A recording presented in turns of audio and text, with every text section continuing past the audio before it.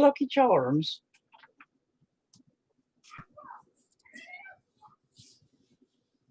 Kind of adjust that a little bit, maybe. No, get off there, alert.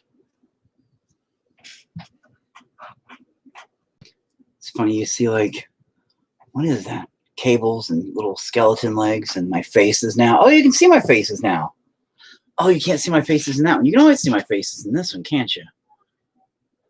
But it's that one, this one. You don't really see my faces hanging on the wall.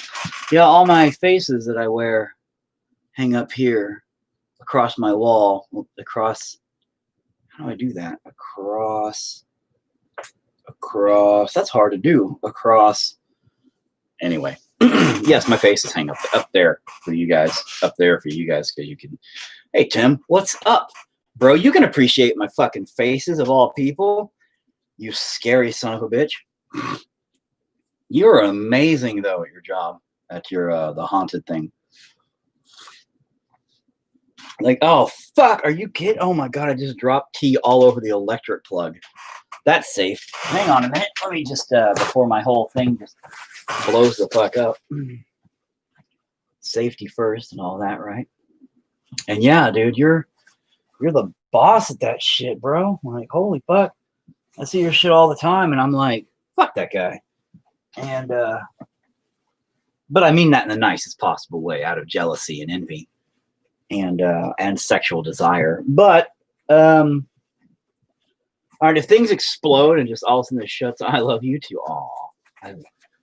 But if things explode and this all just boop, blinks out, it's because my power supply now drinks tea, and not intentionally. But yeah, it drank some tea. So we'll just see how this works. Anyway, not religious, but I play one on TV. A little bit Catholic. Not Catholic at all.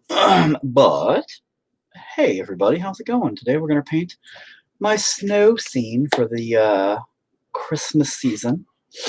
My daughter asked, hey, Dad, that's me. Can you paint a snowy Christmassy thing? And I said, fuck you. And no, I'm just kidding. I said, yeah, try. And I said, I'll do that. But they all knew better, that it would come out like this. So the whole time they were like, all right, what are you really doing?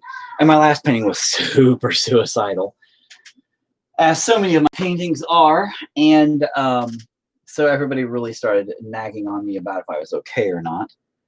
And they're like, you know, are you really okay? Are you really all right? Is everything really okay? And I'm like, I'll just paint a happy Christmassy season picture and they'll shut the fuck up. Then they won't worry about me. And so here we are. Nice Christmas painting. Let me get my paint tray from yesterday. And continue. Art is pain. That is 100% accurate. Well, I mean, I believe that art, and this is something, Tim, I know you haven't really tuned in, I don't think, as of yet. But I preach regularly about art being an expression of self. I believe art, not painting, not drawing, not all that stuff.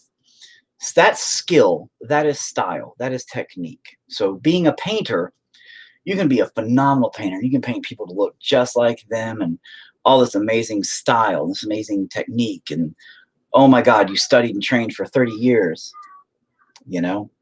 And yes, I'd worry more if I wasn't painting. Thank you, Tim. And that's exactly the point. That is how you get it out.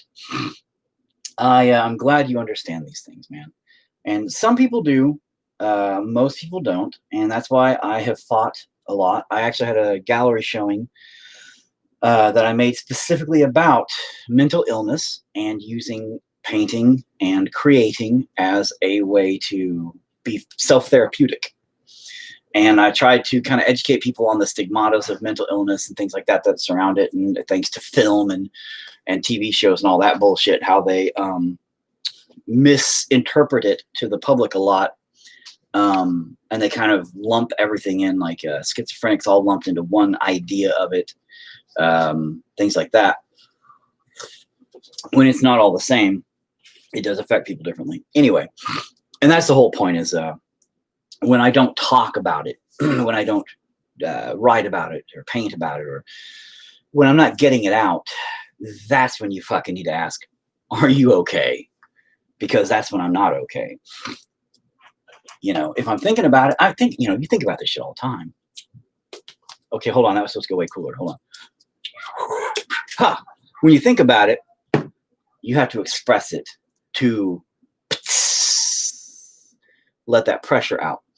When you don't let that pressure out, when you're not talking about it, when you're not doing that shit, oh man, nah, you're going to explode. And that sucks. And that's when things get bad. And where's my little brush? All right. And that's the whole thing. So, yeah. Now, my title today, because, Tim, I know you're new here. My title today is, If I Had Tits, My Snow Spider Would Be Famous. And that's accurate. Because I kind of realized something right before. I usually talk about weird subjects here, man. We talk about all kinds of things like racism and mental illness and the world and the social justice warriors and pros and cons of all of it and all kinds of stuff, man. We get into some really in-depth stuff sometimes. Just all kinds of stuff. Accurate as fuck. And I'm assuming you're talking about the and all that stuff. It's got a delay on it. But so we talk about all kinds of things. Well, I said that if I had tits, which I kind of do technically a little bit, they're getting jiggly. I'm kind of getting rid of them. My nipple's a little hard right now. Anyway, it's because you're here, Tim. But the boobies, man, if you look at the world out there, tits rule everything. Tits and ass. They rule the fucking social media world. And it's sad because I'm not a sexy chick. Man, I wish I was some sexy 20-year-old chick with some tanned ass and some big boobies and apparently lips the size of, fucking looks like I got stung by a fucking jellyfish and didn't pee on my own mouth. Some people are into that. Some people pay extra $20. Anyway, but when it comes down to it, it's one of those things where it's like, Jesus Christ. There is a gamer chick, and gamer chicks are everybody thinks they're hot because they're nerdy chicks, right? And people are like, oh my God, you're so sexy and hot because you got glasses and you're playing a video game. This is where the term simp has come from. Female haunters get all the attention, so yeah, I get it. Yeah, bro. Your costume, dude, you look fucking phenomenal, bro. The shit you wear and come up with and the design work and the look and you're a scary looking dude. I mean, you look normal when you're normal. And I mean, not scary to me. By all means, dude, you know how I am. Tim, anybody out there that doesn't know over here on my YouTube and a couple of people watching here, Tim and I have known each other for a long, long, long, long time. I honestly don't remember how we really got to know each other too well, other than maybe the haunt stuff.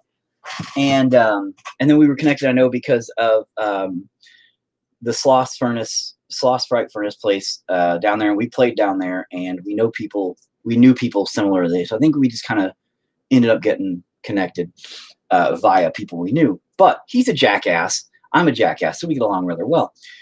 But he is a haunt specialist, and this motherfucker's been in the biz for years and does phenomenally good shit. Like grade A, top-notch, $1 million movies in Hollywood don't even look as good as this motherfucker does. So I can understand it because I guarantee you some chick who first year, and all she got is, oh, look, I'm a clown with tits. And I guarantee you people don't give a shit about you. What? After you're done, can you make me some mac and cheese and beans? I mean, beans. Yeah, beanie. Yes, sweetie. Yes, I will. Until then, go find something to snack on. There's nothing to snack on. There's tons of stuff to snack on. But it sounds no good. Well, goodbye then. We only have cereals. We do not only have cereal. And eggs. We don't have cereal and eggs only. We're not a house of. We don't live in a third world country. And meat. And meat. That's it. We'll go eat a bowl of cereal meat eggs. No. But it is true. I know it is true, dude. So that's why. Go away. Go away. I don't play snow. No, you're not playing in the snow till your homework is done. Go do your reading. Get that stuff done and out of the way, and then fine. Hey, Dad. What? I love you too. Now go. But yes, Tim, I get what you mean, man. It's a very sexist industry in many ways. Everything is. Everything is a sexist industry. And it's funny because yesterday I talked about, I swear to God, 10 minutes in, I haven't even painted this little dead kid back here getting his guts eaten out. But yes, everything is sexist. Everything is racist. Everything is everything. And we talked about that yesterday a little bit. And it's very frustrating. But it is sexist against men as well as women in different ways. And that's the problem, where when women say, this is sexist, sexism, and men go, yeah, but we get sexism too. No, you don't, you fucking man. Fuck you. You're garbage. You're the reason this is a problem. Whoa, feminazis, calm the fuck down. We're trying to point out that there's sexism on both sides. No, there's not. It's only against women because men have been in control all this time. Okay, but the courts are very sexist against men having babies, having their children. As yesterday, a buddy of mine said that, you know, in a situation their parents agreed half and half, literally down the middle, and yet the judge said, no, he's paying pure child support. Fuck him. You know, I don't deal with weeb girl gamer artists or the like. I'm drawn to the talent. That's why I'm here in the industry. Exactly. And that's how it should be. But unfortunately, not too many other people share that sentiment. Most guys are like, oh yeah, that nerdy chick's hot. She plays games. That's so hot. Oh my God. And that's stupid. And lame. And shows how dumb men are. And men are dumb. Unfortunately, when it comes to Where's the cheese? in the fridge. No, it's not. They closed a week early, I guess. Okay, guys, goodbye. Would you please help her find the cheese in the fridge? There's no nuts. Yes, there is. There's sliced cheese. There's a brand new package somewhere in there. Please go look. Okay. You guys do not have to come to me to look for yourselves in the refrigerator. You're not blind. Yes, we are. Jesus Christ. Have kids, they said. It'll be fun, they said. Sexism comes out in different forms. Women are triggered by being, I can't see what it says. Sexism, we are not hot enough. Sexism, again, is in both sides, and especially social media. And I know, like, in social media, there's a lot of sexism. Let me get this puffy coat. In the sense of, like, again, if I had tits, I'd be famous. There is a chick who I will not name, but I accidentally kind of discovered on Instagram when I was checking my Instagram stuff. God. Found no cheese. Just don't worry about it. There is 2 cheese in there, bro. No. Yes, there is. No. Okay, no, there's no cheese ever. I'm sorry, no more cheese. Cheese doesn't exist in this house. There's literally cheese in there. Okay? Go look. You go look. I just did. No, Well, go look. said there's no cheese. When that looks like just like you look. So get out of here. Leave me alone while I'm doing my thing. And I looked into that too. Oh my God, leave me alone while I'm doing my thing. Skedaddle. I'm not kidding. Skedaddle. Hey, you're doing a live. I am doing a live now. Skedaddle. This is my time. We've talked about this. Thank you. Jesus Christ. This is supposed to be my relaxed time. My get away from them time. I let them get out of doing. Yeah, well, you just had cereal a while ago. Like, while you're doing your homework, which then I gave you a break from so you could go play Fortnite so I could do this. Oh my God. I apologize, everybody. Anyway, A house without cheese? Preposterous. No, we have like a brand new damn deal.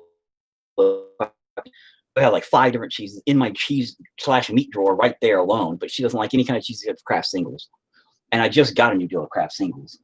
Anyway, God, I like smart chicks. They don't like me.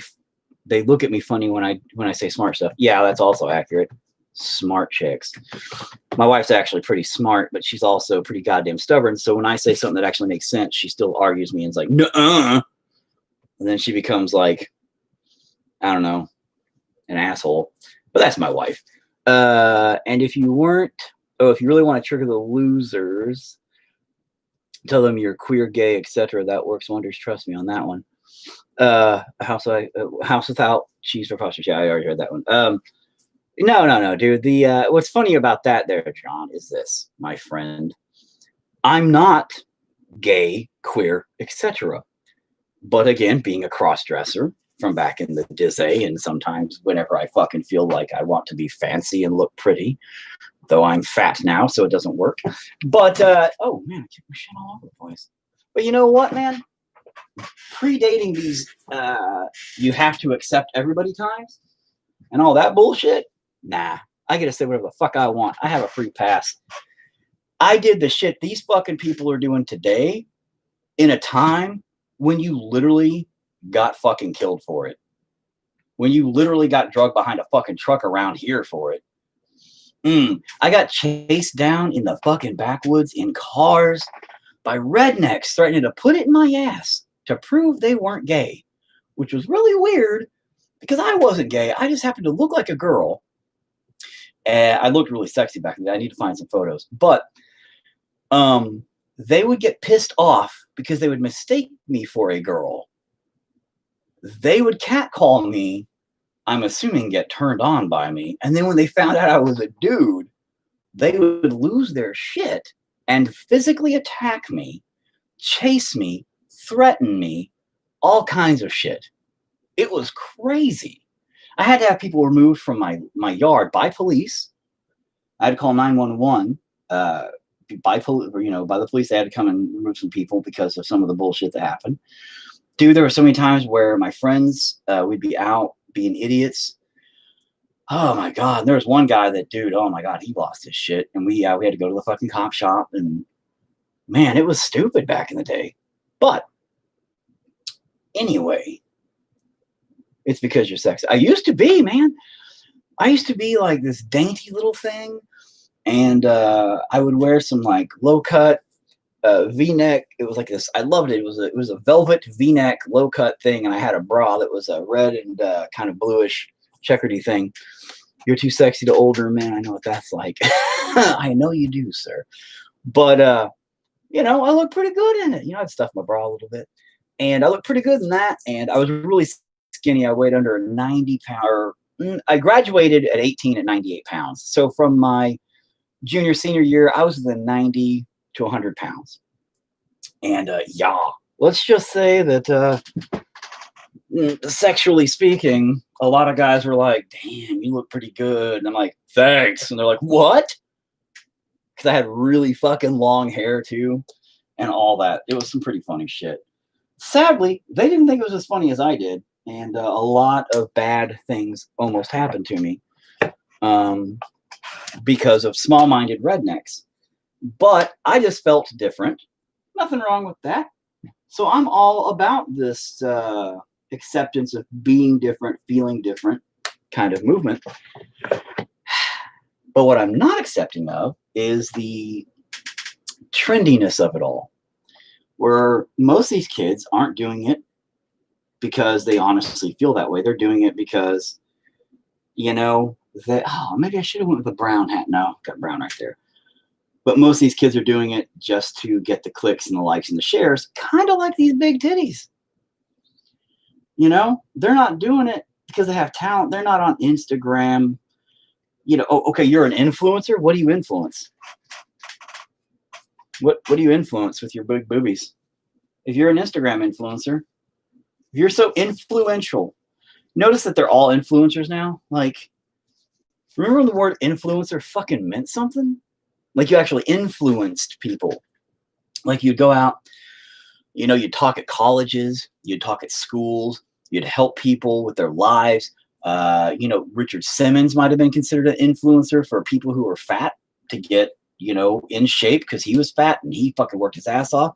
And that little gay dude was just like, yeah, everybody, whoa. And he had that froofy afro and shit. Go, Richard, dude. That dude was awesome. You know, that guy was a ball of energy. You know, people speculate what's going on with him right now, which is kind of scary because he might be being held hostage by like his fucking housekeeper. Scary situation. Still not entirely sure what's going on there. Some people say he's going into a trans state of existence where he's becoming a woman. And Ryan Clapp, dude, bro, dude. I love you, man. Not in a weird way, but dude, yeah. Big fan of your stuff. Yeah, I did a review. Actually, you're kind of involved. I think I tagged you in it. Oh, we'll get to there. Anyway, but you know, Richard Simmons might have been considered an influencer because he influenced people to get up to do work. You know, people like that. Sure, okay. You know, but just these chicks with their tits flopped out. And like I was saying earlier, there's a chick on the Instagram. Okay, that all she does is, and she's like a painter. She's a painter, right? I call myself a painter too. I'm an artist. I'm not the best. I'm not the greatest. I'm not saying I am. I never have. I'm learning. Every time I do some painting, I try something different. I try something new. She only gets the attention because she's literally wearing G-string thongs and covering up her nipples with like little emojis. And her paintings are pretty bad. I'm not necessarily bashing, but people are praising her, saying, oh my God, you're so good, you're so good, you're so great, yada, yada, yada. But I mean, they are very rough. Very rough. But because she's literally naked almost, people just feed her all the compliments like, hey, maybe if I tell her work's great, she'll fuck me. It's not how that works. Not at all. You know, it's kind of like, you know, dude, you should just stop that bullshit. Because she doesn't even know you exist, and she probably won't know that you exist. You know, just because you're talking about her artwork. And she's selling it, of course, duh. Because she's smart. She knows how to work the male ego, I guess. How to stroke the man's ego. Penis. And, I mean, more power to her, dude. You know, if a woman knows how to use her sexuality to get paid, OnlyFans, then they're going to. And it just sucks because that's sexism in its fullest. Because I know we talk about the wage gap. Not we haven't. But the wage gap in the world where everybody says, oh, the wage gap, the wage gap, the wage gap. But the wage gap doesn't exist in the sense that people think it does. The wage gap exists in the sense of men's jobs are different than women's jobs for the most part, and things like that. If you look at the facts. And, you know, I have this discussion with my wife and all kinds of stuff. And if you ever work with we are deep souls in a shallow world. True. But if you work with dudes and stuff, like women who have the same jobs, they get paid the same. But most chicks have like different jobs that pay differently. And a lot of guys do like heavier labor jobs that are dangerous, like oil field workers and shit like that. And that's where a big part of that is. However, the wage gap now, which is funny, you can argue now is definitely, you know, on the principle of, well, men get paid less. Because OnlyFans, these chicks are making $20,000 a fucking month, and that is no joke. Some of them are getting paid. Like, it's like $20, you know, for my OnlyFans, and they have like 500 fucking people giving them $20 a month. I don't know what that is. You do the fucking math. But a lot of them are getting thousands upon thousands upon thousands of dollars. So they found a way to equivalate the dangerous jobs to the look at my vagina jobs. You know, more power to them, I guess, on that. And I can't even show my butthole for $5, you know, down on the corner of fucking Second and Walnut. I mean, come on, how fair is that? It's not very fair. All I'm doing is bent over, spreading my butt cheeks, and I get arrested? But yet they'll pay $20 for, you know, on OnlyFans, this chick gets paid 10 grand a month. And she's like, here's my butthole. And guys are like, oh, that's a doo-doo hole. It makes poop. So if I had tits, my snow spider would be famous. Yeah, fact. But I don't have tits. So nobody gives a fuck that I'm an artist. Nobody cares. Wah, wah. And that's something men have always fought with. Tim knows, and a bunch of my other male friends know, the artists especially, that, yeah, us men, we get kind of shat on when it comes to art. Musicians, same thing. Being in the music industry for so many years. Women, bands, women-fronted bands are more sought after and better accepted, even if they're not good. Women bands aren't as good as boy bands. That's not what I'm saying. But they can be less energetic on stage, less personable, charismatic on stage, things of that nature. But I have tits and it's not that great. Bro, I know, that's what I'm saying. Like, I started getting like the side titties kind of jiggling up in here now, and I'm like, oh fuck, I gotta watch it. Oh, I gotta watch it. But with that, I'm just saying there is still a sense of, you know, these chicks, they do have an advantage because they have a vagina. Advantage, a vagina. They kind of rhyme. No, they don't. But it's true. So with that, sexism exists on both sides. And that sucks. Sucks for both sides.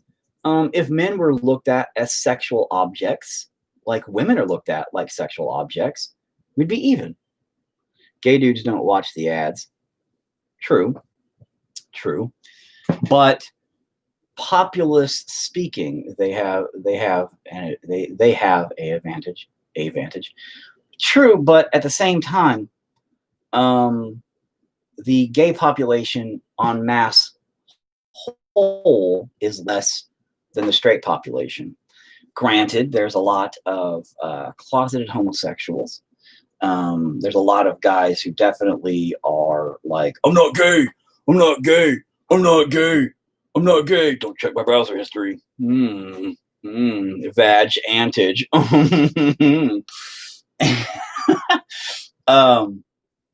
But still, you know, sex sells.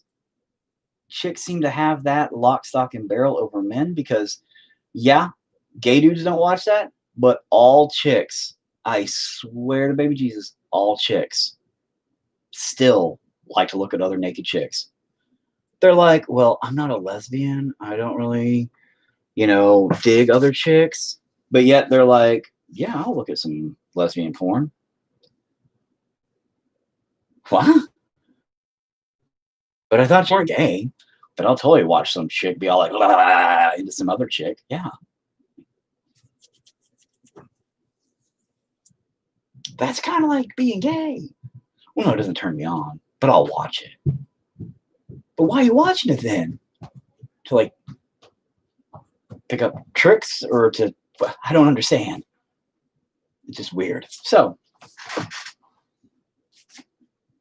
the other ones are underneath the sitting chair, son. Okay, let's just stop talking and start painting. Jesus Christ, this little kid over here is getting eaten now. And not in the same sense, thank God, because that's illegal. But, let me see here, what red is this? Flamenco red. I had a gay dude comment on my videos that they like to see movies with boobs. See, right? I have a gay. I have a gay. I have a gay friend back in the day. Well, actually, he's not my friend anymore. I don't know what happened. He just kind of vanished. But I see him once in a while. And he even has a kid.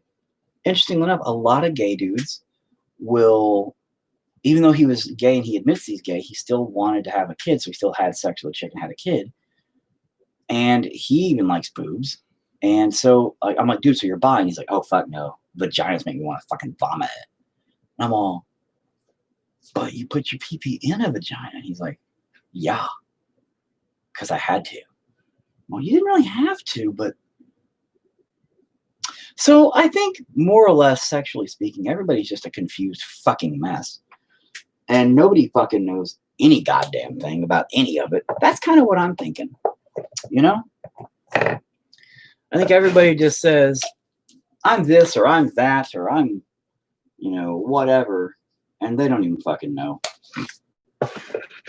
So just whatever. My point is if I had voluptuous titties and I was sexy with long blonde hair instead of this big bald patch, then people would be all like, oh, fuck, I'm going to click on that. Look at this weird snow thing. I don't give a shit. I'm just going to watch those jiggles titties.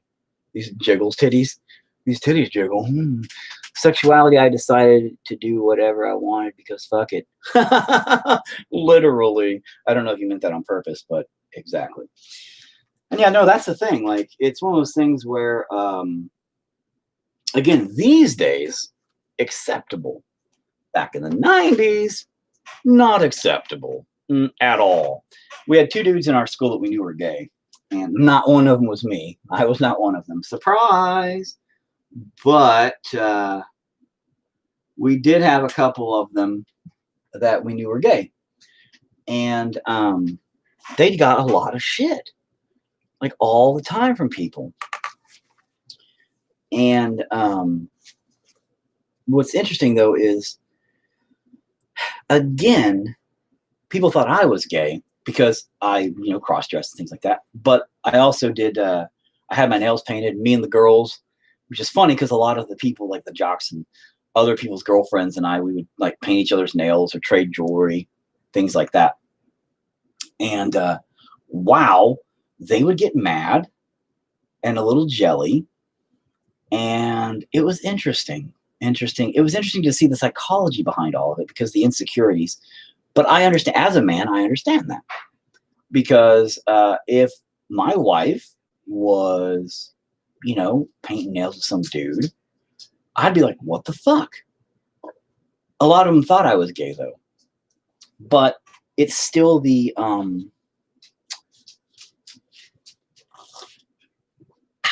it's still the thought of another man, quote unquote, sniffing around the watering hole that makes you go, well, that's mine.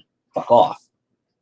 And then that goes into a lot of the woman power thing of, women aren't objects, which is actually wrong.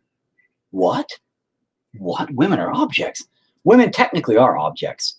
Technically, this is an object. Technically, I'm an object. I mean, if you want to get technical. But I love saying that to people because then they get mad at me. They're like, women aren't objects. I'm like, technically, they are objects. And they're like, well, no, they're not. You're an asshole. I'm like, technically, you're an object, and I am too. Everything is an object. But that's just me being a trolling asshole. But when they say that, they mean people are not objects to own. And that's true.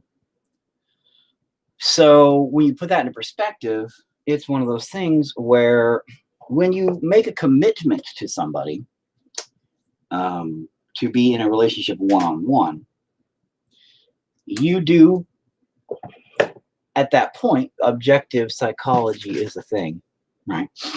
But when you do make that commitment to somebody to be one-on-one with them, just them, nobody else, right? Then you technically have made that choice to say, yes, just you and me. The special moments, hot dog in the donut moments, those are just you and me. The love, just you and me. The care, just you and me. Men get really overly protective because we have a lot of insecurities, and women don't Men aren't allowed to discuss their emotional state of mind in society overall. It's looked down upon, it's looked weak upon, and men are afraid to be weak. Okay? Because just like in society, women are supposed to be this one way, men are supposed to be this other way. That's how it's always been. Yes, they're changing that now, but up until now, it's in our generation, generations before me and things like that have always had it different. So we have not had the luxury to be so open about our emotional states. So to say, I'm feeling insecure about your time spent quality wise with another man. Help me through this. Talk to me about this. Reassure me that it's just you and me in this relationship and you're not looking for this with somebody else. It's hard. It's hard for a guy to say that, to admit that, to come to that place and talk to somebody about that. So instead they get angry because it's internalized. And kind of like that, you put your emotions on a painting, put your emotions in music, put your emotions in something creative. You have to put your emotions into words. Communication with your partner is key element to making anything survive, period. Friendships, relationships, familyship, anything has to be communicated. With that, the main thing is this. You have to talk to them about this calmly, rationally, and not with anger. Fact. Endless metal. All right, just call me out like that, Dr. Phil. Hey, it's Dr. Four. I couldn't make that sound like Dr. Floral. Now, whatever. You get my point. But hey, I am bald like him, so fuck off. And but the thing about it is men do get too aggressive because we're short-fused and short-sighted, short-tempered, short-minded when it comes to that stuff.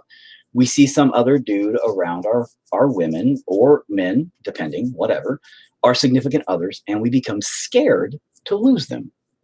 You know, we become frightened of what we love and what we know and what we have in our life with this person going away. So yeah, we become offensive or defensive and become on the offense to get them away. Bark, bark, bark, bark, bark, get the fuck away from, you know, my shit, my bad. No, dude, I'm just fucking with you, man. But that is how men are.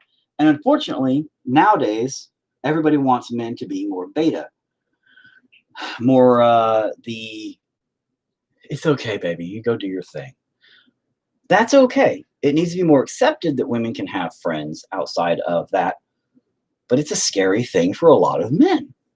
And that's what women need to understand. That, yeah, you know, maybe there's this big transition movement happening in the world. But it doesn't happen like that. It takes fucking time, years, generations of learning and understanding and cooperating with each other, co-adapting, cooperating, and existing together to figure out how this is going to work mentally, emotionally, to finally come to this place where everybody can kind of just go, oh, okay, we're cool. You're not going to be putting your penis in my woman. Bro, it's cool. You guys can paint each other's nails. All right, I feel comfortable with this because we've talked about it. We understand it. Instead of getting super pissed off about it. I wish it could be spoken on more often because more people need to understand we're all just humans. Gender doesn't change that fact. Exactly. And that's one of the bigger things about this whole gender thing. And it pisses me off because, dude, a lot of people think I'm anti, like my wife, she always thinks, and one of my kids always thinks that I'm against the gender pronouns things. I don't do the pronoun thing because it's too fucking complicated. But hang on a minute. Just adding a little bit of blood and shit. I don't do the pronoun thing because it's too fucking complex for me. Because there's so many goddamn fucking new pronouns every fucking week. And I'm like, what the fuck are you this week? I don't fucking know. Here's what I've decided. I'm officially announcing it here. I'm going to put it on my Facebook and everything later. But I figured I've got it figured out. It took me a minute. Because I know there's like a Zif, Zimbabwe now, and there's like 37 fucking million, 72 fucking genders, and every one of them has a pronoun, and one of them's a cat. Fuck, I don't know, man. So here's the deal. I figured it out. I don't mind calling people by their pronouns as long as you don't go off on me for not referring to you as a helicopter or some shit. Here's the deal. Here's why I don't do the pronoun thing. I don't mean to rant from one to another, but I respect people if they respect me. That's the key. I've had people jump my ass because I mispronounced them when I didn't even fucking know who they were. I've never said 2 fucking words to them before in my life, and they didn't tell me shit. So how the fuck am I supposed to know what you go by if you don't have a big fucking license plate right here that fucking tells me, obviously? People need to just be what they are without making demands on others. Thank you, Tim. That's my point. Because here's the deal. I was like, all right, dude, blah, blah, blah, blah, blah. And they flipped out on me. And I was like, first of all, calm the fuck down. I call everybody dude. I call my daughter dude, my wife dude, my own grandmother fucking dude. So fuck off. This is why I decided right then and there, I'm not doing the pronoun thing. Because I didn't know. I wasn't aware. And instead of me, I was casually talking, regular talking. Hey, dude, blah, blah, blah, blah. They flipped the fuck out. Okay, why should I be getting screamed at and yelled at angrily when I made a social mistake that I was not aware of? So instead of my ignorance being rewarded or not rewarded, so instead of my ignorance being met with understanding and correction and conversation to learn and to grow, it was rewarded with anger, hate, and you're a piece of shit because you don't know. How the fuck was I supposed to know? Bro? So here's what I figured out. And I don't know why nobody thought of this before. This is the easiest fucking thing ever. If you're not a him, right? You're a her. Wait. If you're not a her, you're a him. Okay? That's pretty normal according to what has been previous to the past few years. If you are transitioning, a trans person going from male to female or female to male, that means you are in the process of going between sexes. Thus, you are neither nor neither, correct? Okay. This means you could be considered fluid, gender, between the two, whatever. Okay. So if you're not a him and you're not a her, you're not a her and you're not a him, there should be one word for this. Herm. This way, it's a simple, you're not a her, you're not a him, you're a herm. This is the gender neutral, appropriate fucking pronoun.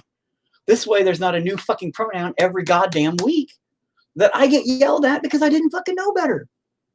I think it's genius. Herm.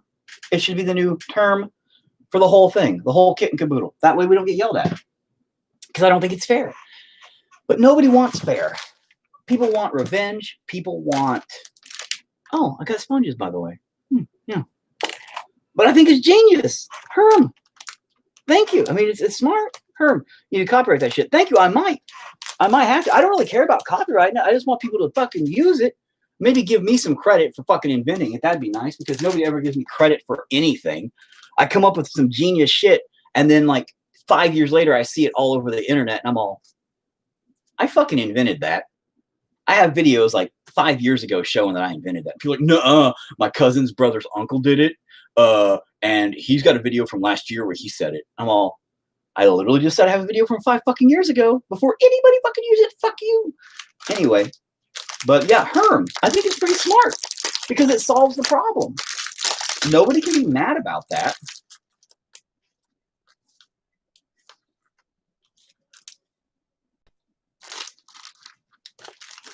I don't think these have any fucking thing on them. I didn't want anything on them. With scour top, great for cleaning, sponge cushions your hand washes and wipes clean. I don't think they have anything in them. They just smell funky. Anyway, I couldn't get my regular sponges, so I had to go to the dollar store. And if we only have one term that we use instead of coming up with multiple terms each week, each month, each gender that pops up, it could be like a universal term using for people in a transitional state.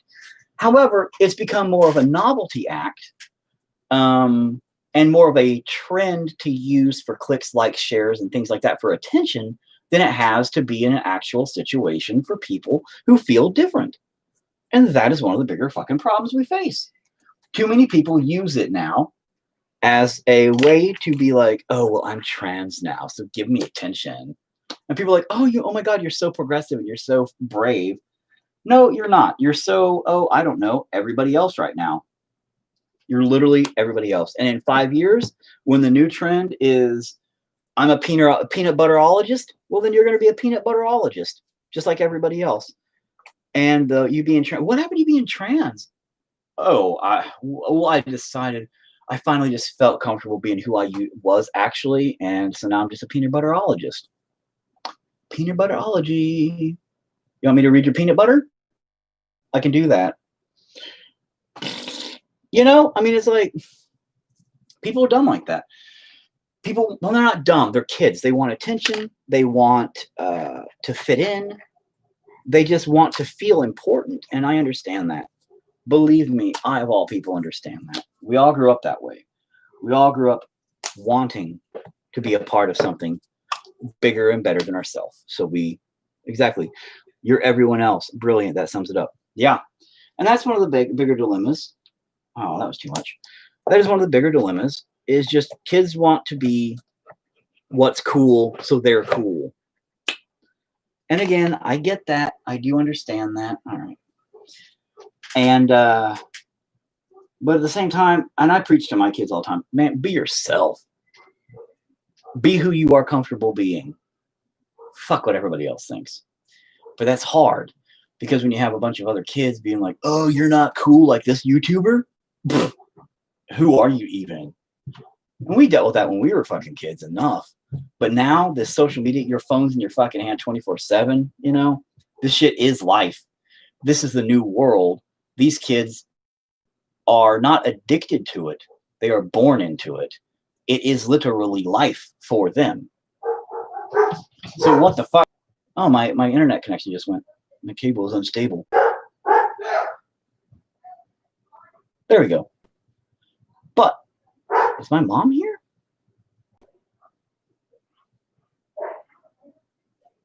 I think my mom's here. No big deal. But that's the thing, is I guess they are really influencers, because they do influence our kids after all. Well, fuck. Oh, shit. I guess my mom is here. That's okay. Putting a little bit of a head on this kid here. A little bit of a face. Hang on. Yeah, there we go. Looks pretty good. I know you can't really see that very well from over there. I'm going to actually take pictures and post this shit a little bit better. Waiting. And there's my mom. Hey, Mom, what's up? You need to pause. I have something very important I need to speak to you about now. Oh, crap.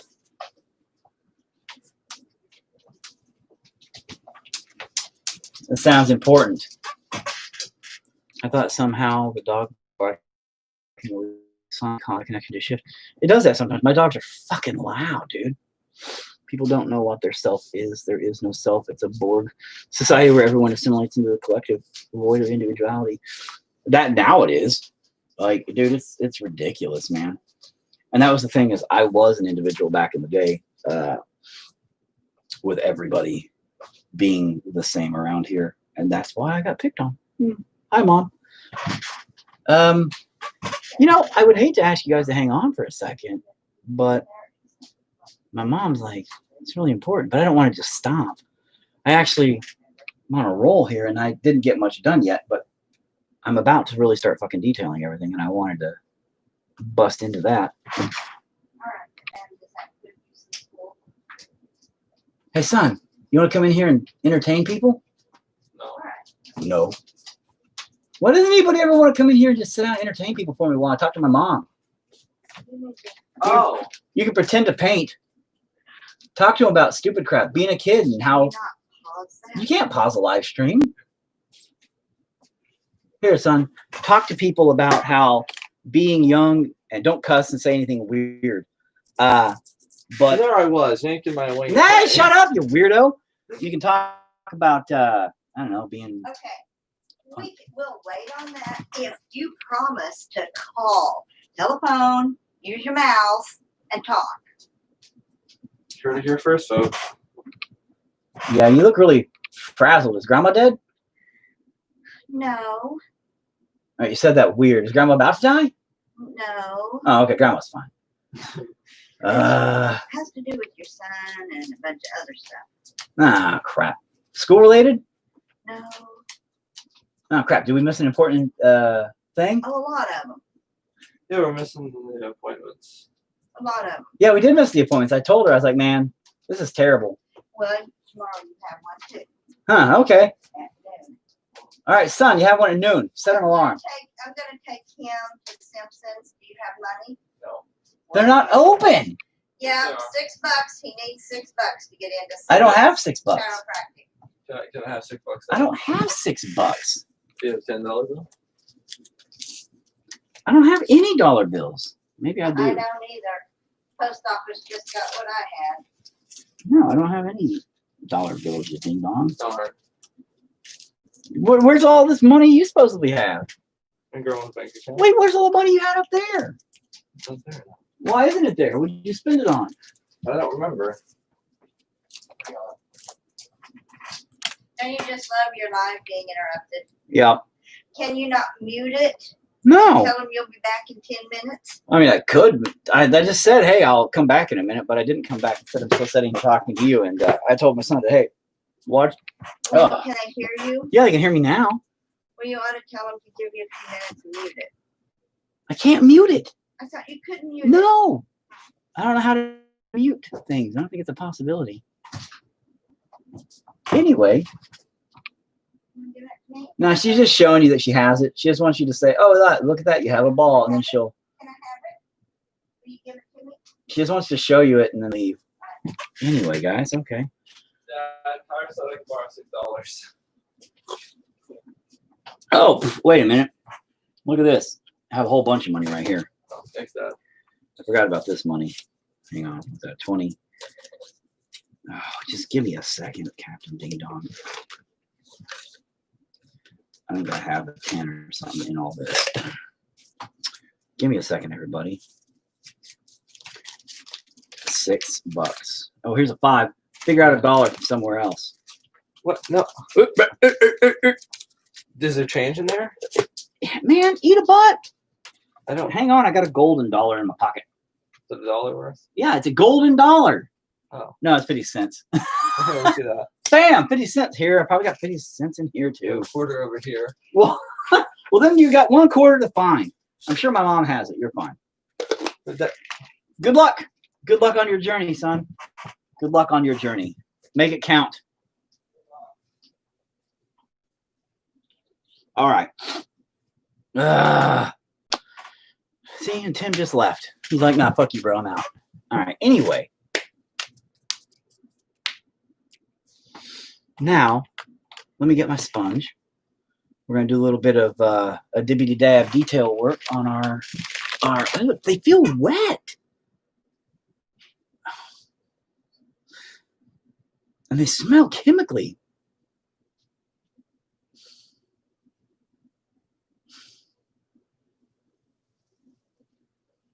Do some ASMR shit.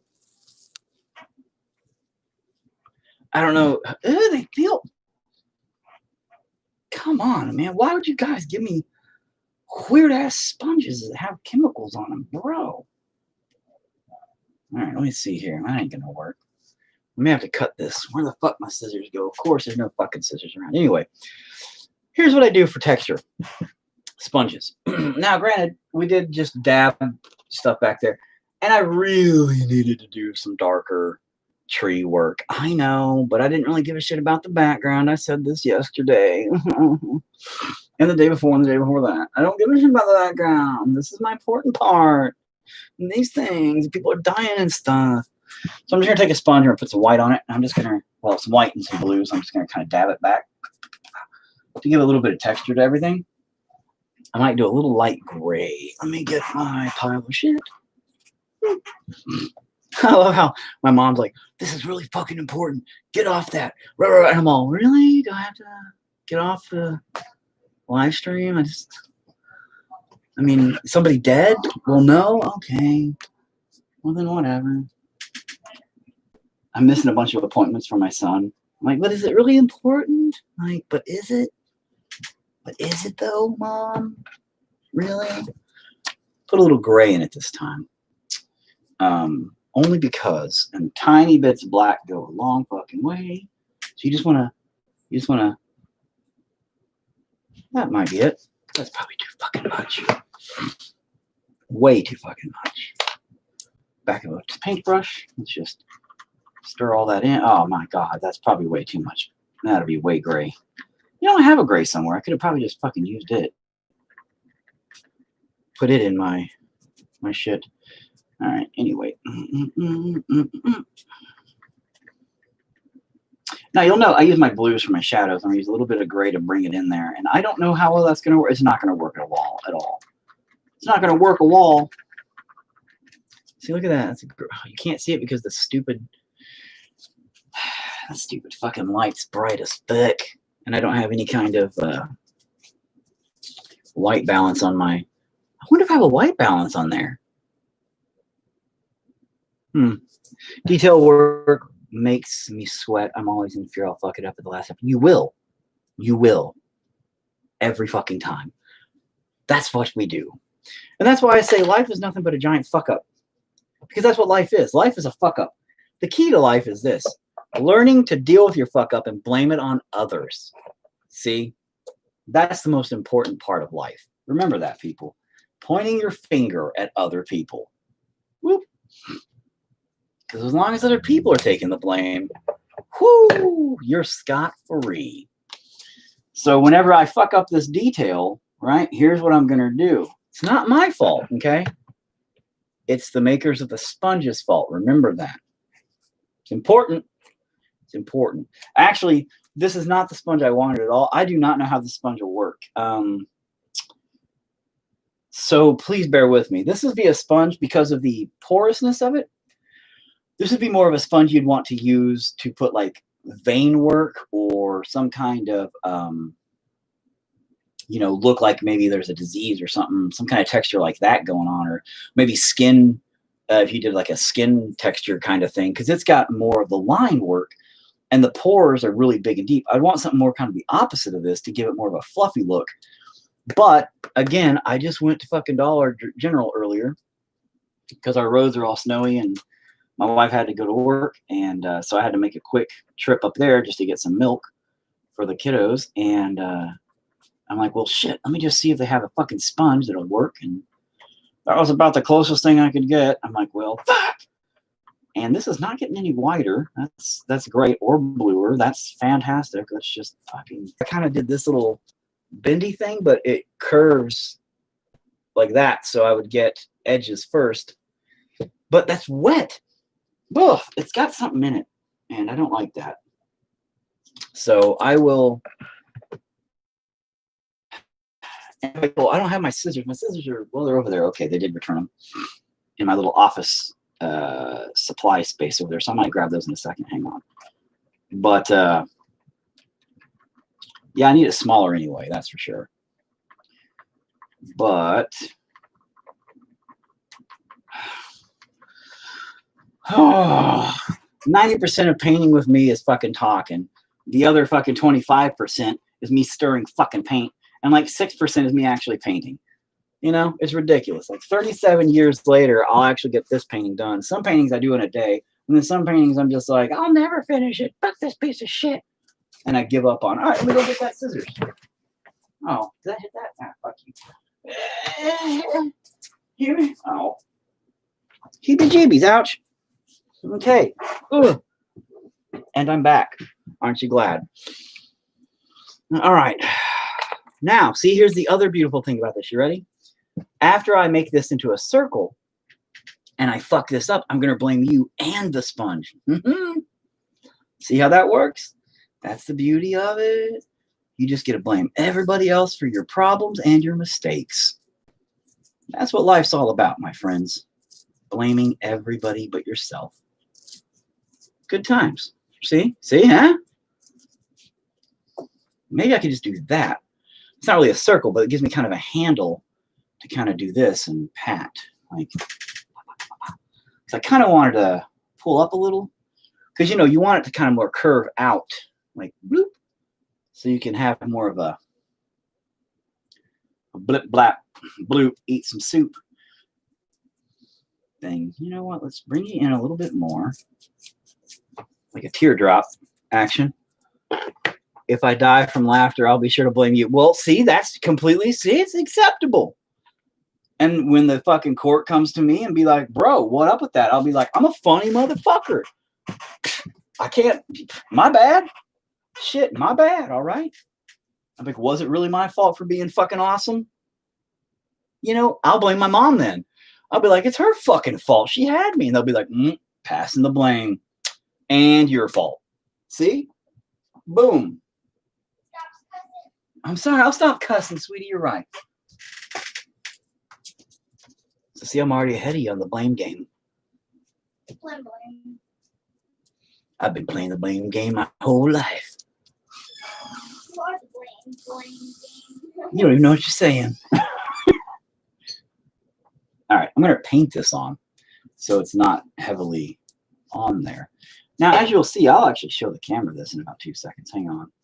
So you can see what I'm talking about. See the porous difference? It's going to only hit the weird little veiny parts. Thank you for focusing, camera. Man, you're the best. I don't even know why I try that. So the problem is going to be that even when this does what it's supposed to do, it's going to be in a weird pattern. So I don't know how this will look. I mean, fuck it, let's find out, right? Let me not put that anywhere. Let me just set it on my lap again.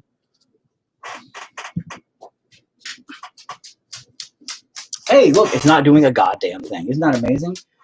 Welcome to Painting with 4. None of it makes fucking sense. I guess I needed more paint on there, but see, too much is... Oh, God, I'm gonna fuck this all up, bro. You are? I am. How? Because I don't know what I'm doing. Well, you make cool stuff even when you don't know what you're doing. Yeah, you're right. I do make cool stuff. Usually I don't know what I'm doing, sweetie. That's what I say, but thank you for the vote of confidence. No problem. Can you even see that? Can you see a difference? Kyra, can you see a difference? I can see it. I can't. I can't see shit on that. But maybe that's my color blindness. I don't know. Oh, I can see anything on that, no. That, so I can see it on this. Okay, so what I'm thinking is, I'm an idiot, and this is not working at all. Oh no, I can't do that. All right, hold on. We got to keep going though. Can I go outside? Can you? No. Are you done with your reading? No, I haven't even done my reading, Dad. Hey, Walk on, kiddo. Dad, Yeah. kiddo.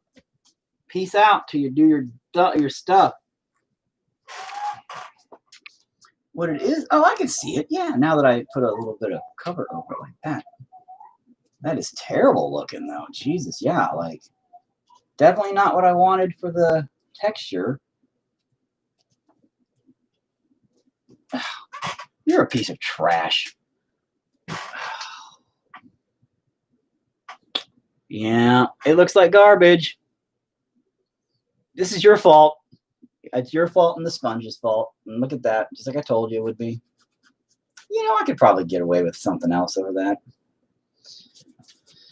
I usually love sponge. Oh, you know what? No, where'd it go? Where the fuck did it go? Oh my God, come on. Where is it? Did it fall down? Where? It was literally here yesterday, like last night. Did what, my kids eat the damn thing? Oh my fucking God, where'd it go? That's not it. That's my other shitty sponge.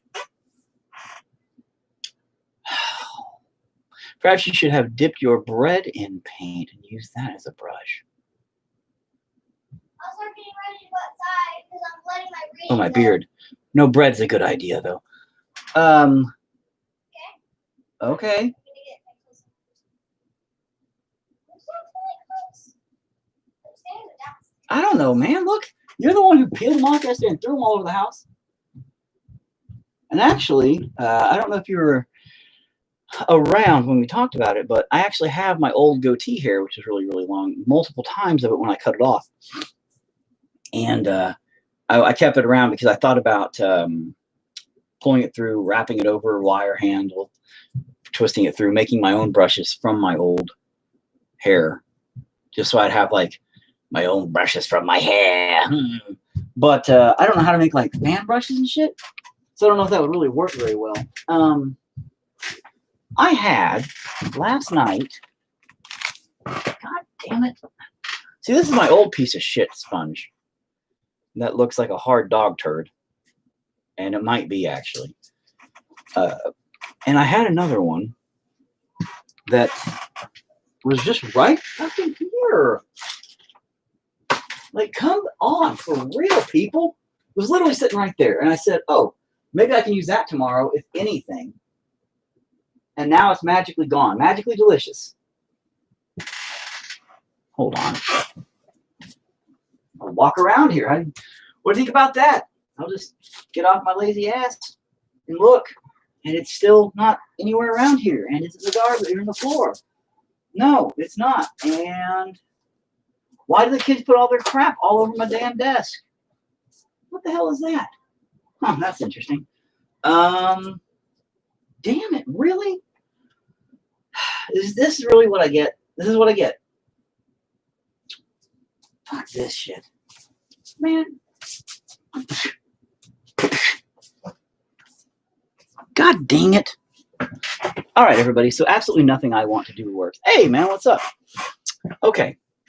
So that was some bullshit.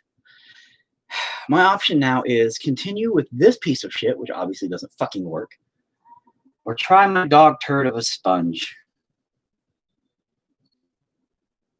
Okay, dog turd. Let's see what happens. Let's get rid of the hair all over it. We'll try this little piece of garbage, which still has hair all over it. Let's see here, just kind of, I just want to dab it a little bit. Sweet baby Jesus. All right. Stop mixing your clothes up with my clothes. It's annoying. I literally do your laundry with my laundry. Yeah, it's annoying. You're annoying. You're annoying. You're annoying. You're annoying. All right. Anyway.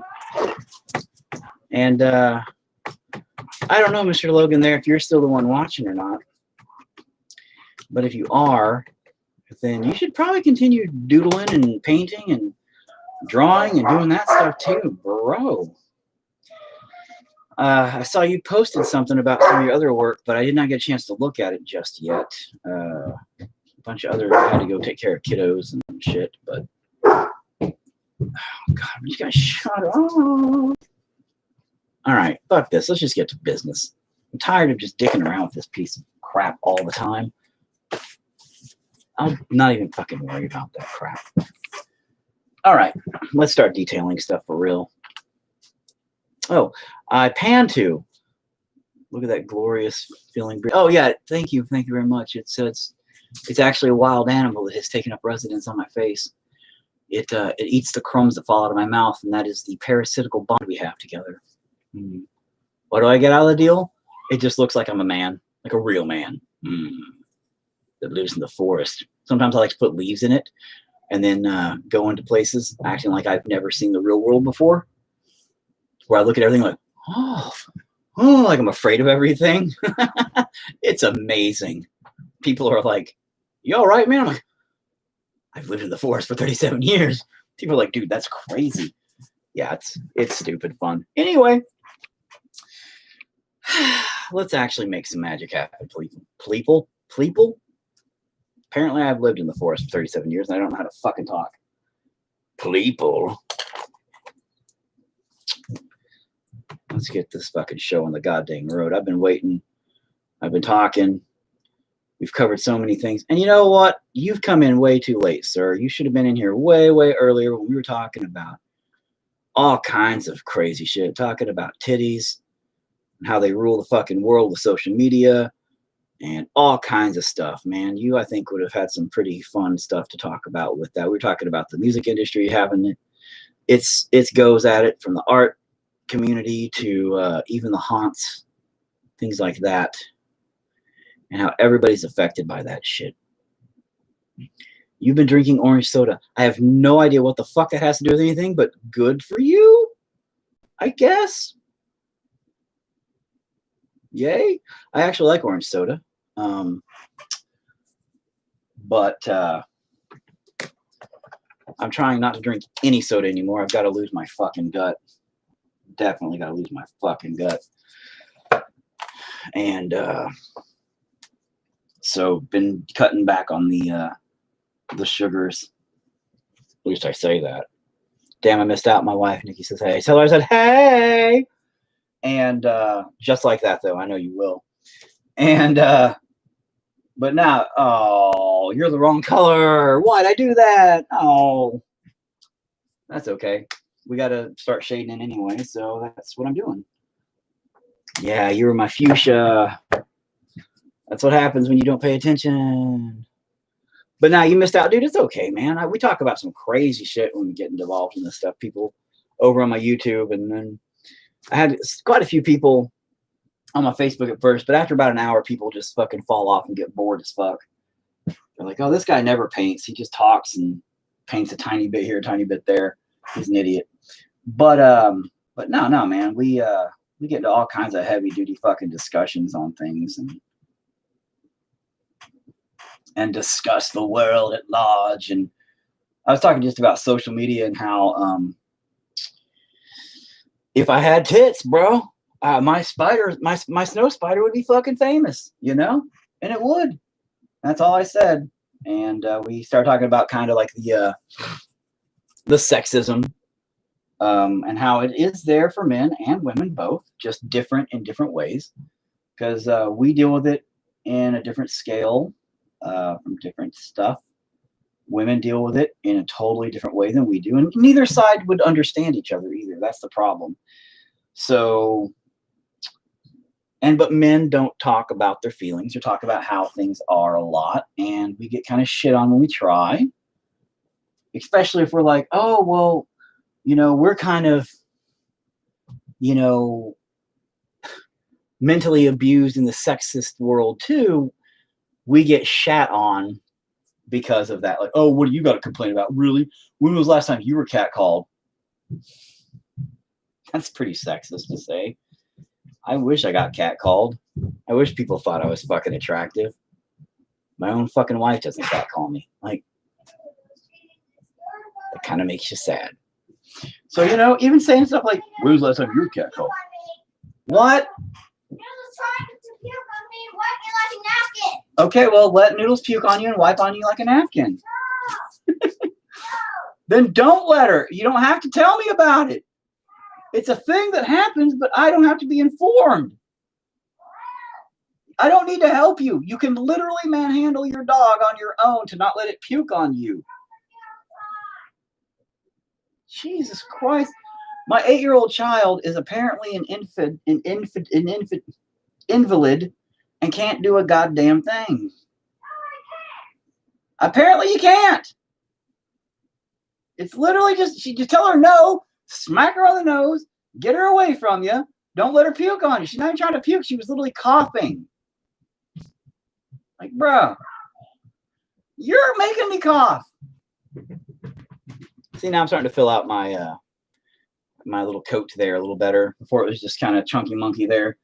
But now we're actually filling it out. We'll go back through with the magenta and get rid of this, or the magenta.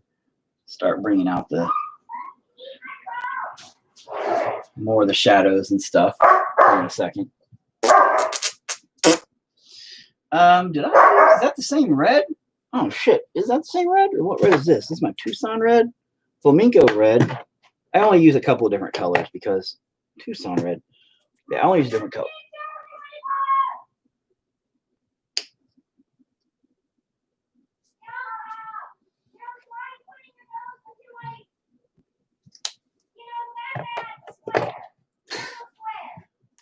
Why are you putting your nose in my bad square? The dogs are weird because they're dogs, man. They're dogs.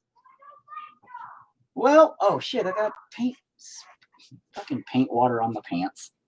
That's okay. Anyway, let's bring the hat to being a fucking hat. I don't know where your pants are from yesterday. What do you do with them? Well, then why are you asking me, bro? How would I know what you did with them? I put your laundry up when it's done. I do our laundry. I put it.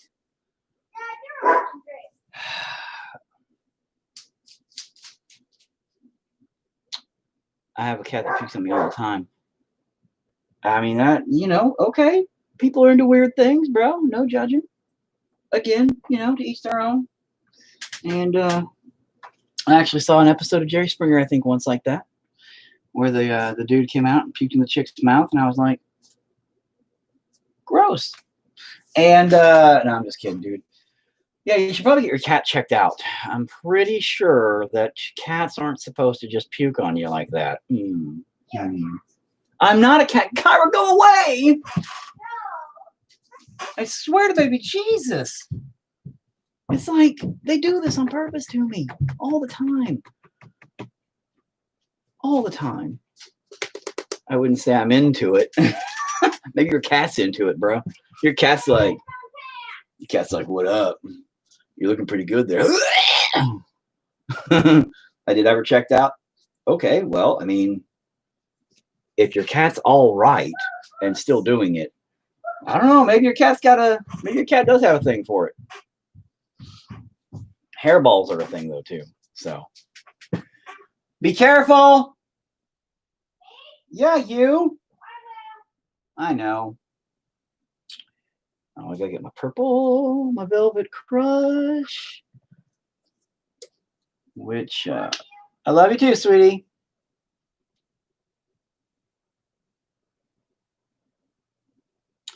And that is my khaki. She was doing a lot better. Oh, okay. So see, something was wrong with your cat. See? Yeah, my dog was feeling sick the other day, and I just screamed at her a lot to not be sick, and now she's fine. It's called positive meditative healing. I don't know what it was called. I just screamed at my dog. When I got her, she was pooping mud and a lot thinner. Gross.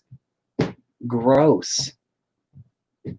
Yeah, some people are into that too, though. So, I mean, two cats, one cup. I hear that was a thing on the internet for a while. But I never got into that either. So, I'm all, ooh, 2 cats, 1 cup. I better check that video out. Click. Now, I heard about that 2 cups, 2 girls, 1. She was eating plastic. Yeah, that's not normal for cats to do. Is that normal for cats to do? Pretty sure it's not normal for cats to do. Eat plastic. But so yeah, it's probably for the better that you did get that one figured out, bro. It's definitely not a normal cat thing, man. What the? What? My other gloves got magically got feet and then walked away. Okay, your other glove got magical feet and walked away. Yeah. So you don't know where your gloves are. God. You better find your other one before you go outside, because you're not going outside without it.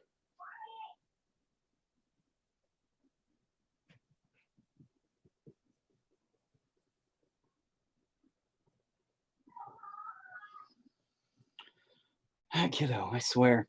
Your facial hair is godlike. You know what? You're right. I'm not going to deny it. It is, I'm beardulese. It's definitely, I'm half, I don't know. I got nothing, dude, but thanks. We were just talking about it, and a buddy of mine over here on my Facebook, you can't see it, but it's right here, there. Anyway, this is not a tattoo, by the way. This is my list of things I had to get from the store. But yes, I was talking about it being a wild animal that lives on my face, and I think the dog's got my I glove. thought maybe the dog's got your glove too. But yes, thank you.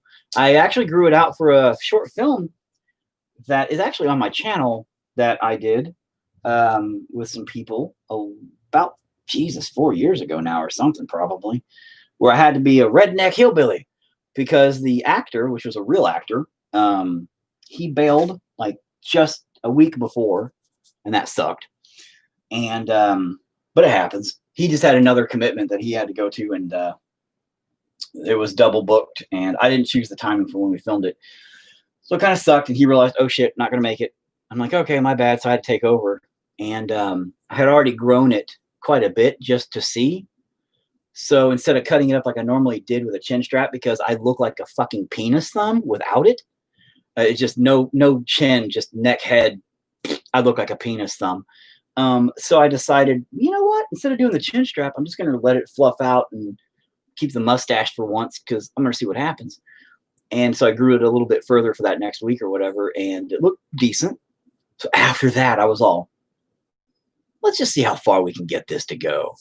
And it's just been stupid ridiculous ever since. And I'm like, I'm like, fuck it.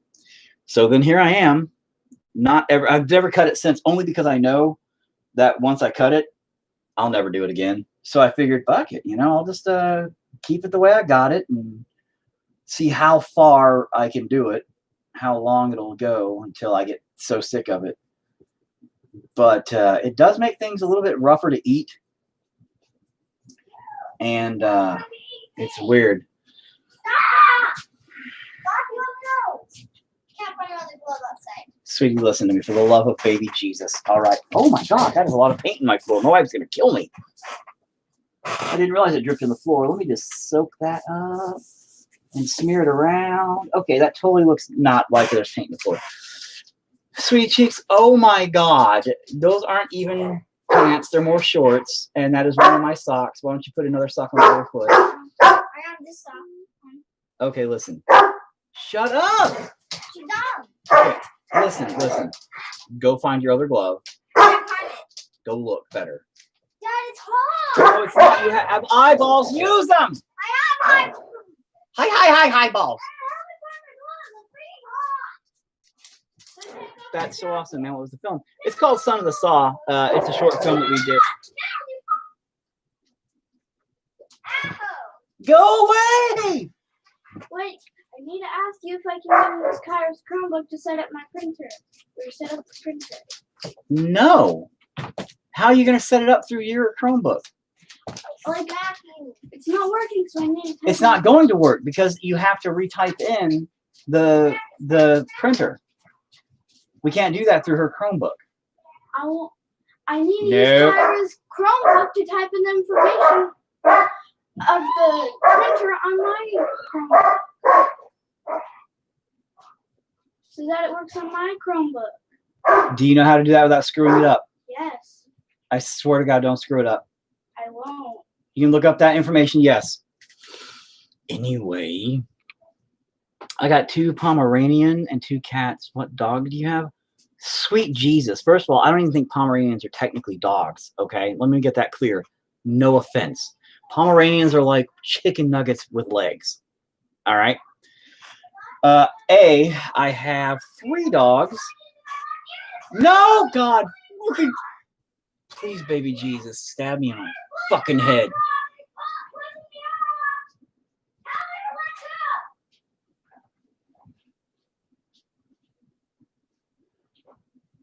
And I have children. 2 goddamn many children.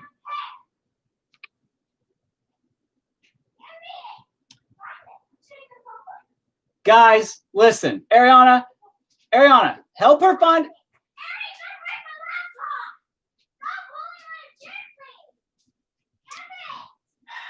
Please stay around for one moment, everybody. I've got to go be a father. I swear to God, this is supposed to be my relaxing time. This is like the only time I get to myself all day. Nope, I can't even have that. I'll be right back. Cut it out now. Stop. Cut that now. Help her find her other glove so she can go outside. Yes. Then she's going to use your laptop to just look up one thing so she can fix her laptop to work. After she finds your other glove. Okay, stop it. You're not moving her laptop. Leave her off her laptop. Help her find her glove. After the glove, so she can go outside.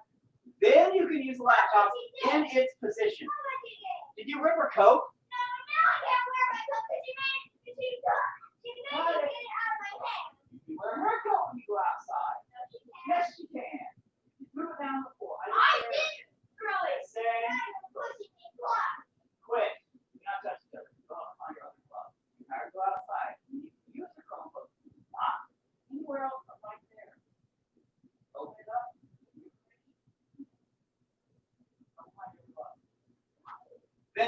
afraid of you. Okay, fine. I guess we'll just fail all my class. I guess you'll fail all your classes because you can't do one simple thing to help your sister. Because she's being an a-hole. You're both being a-holes. I'm just gonna go watch Grey's Anatomy because I can't do any of my work. Then do that.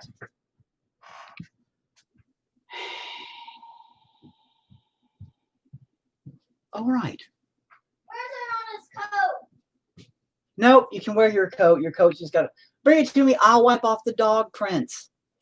Where's an honest coat though? No, you're not going to wear her coat. I'm not going to let you do that and piss her off. And you guys get into even more stupid arguments about more stupid crap. Until her not to keep pushing me down, even though I Like have those are my foot. dog's footprints, if that tells you anything. Okay.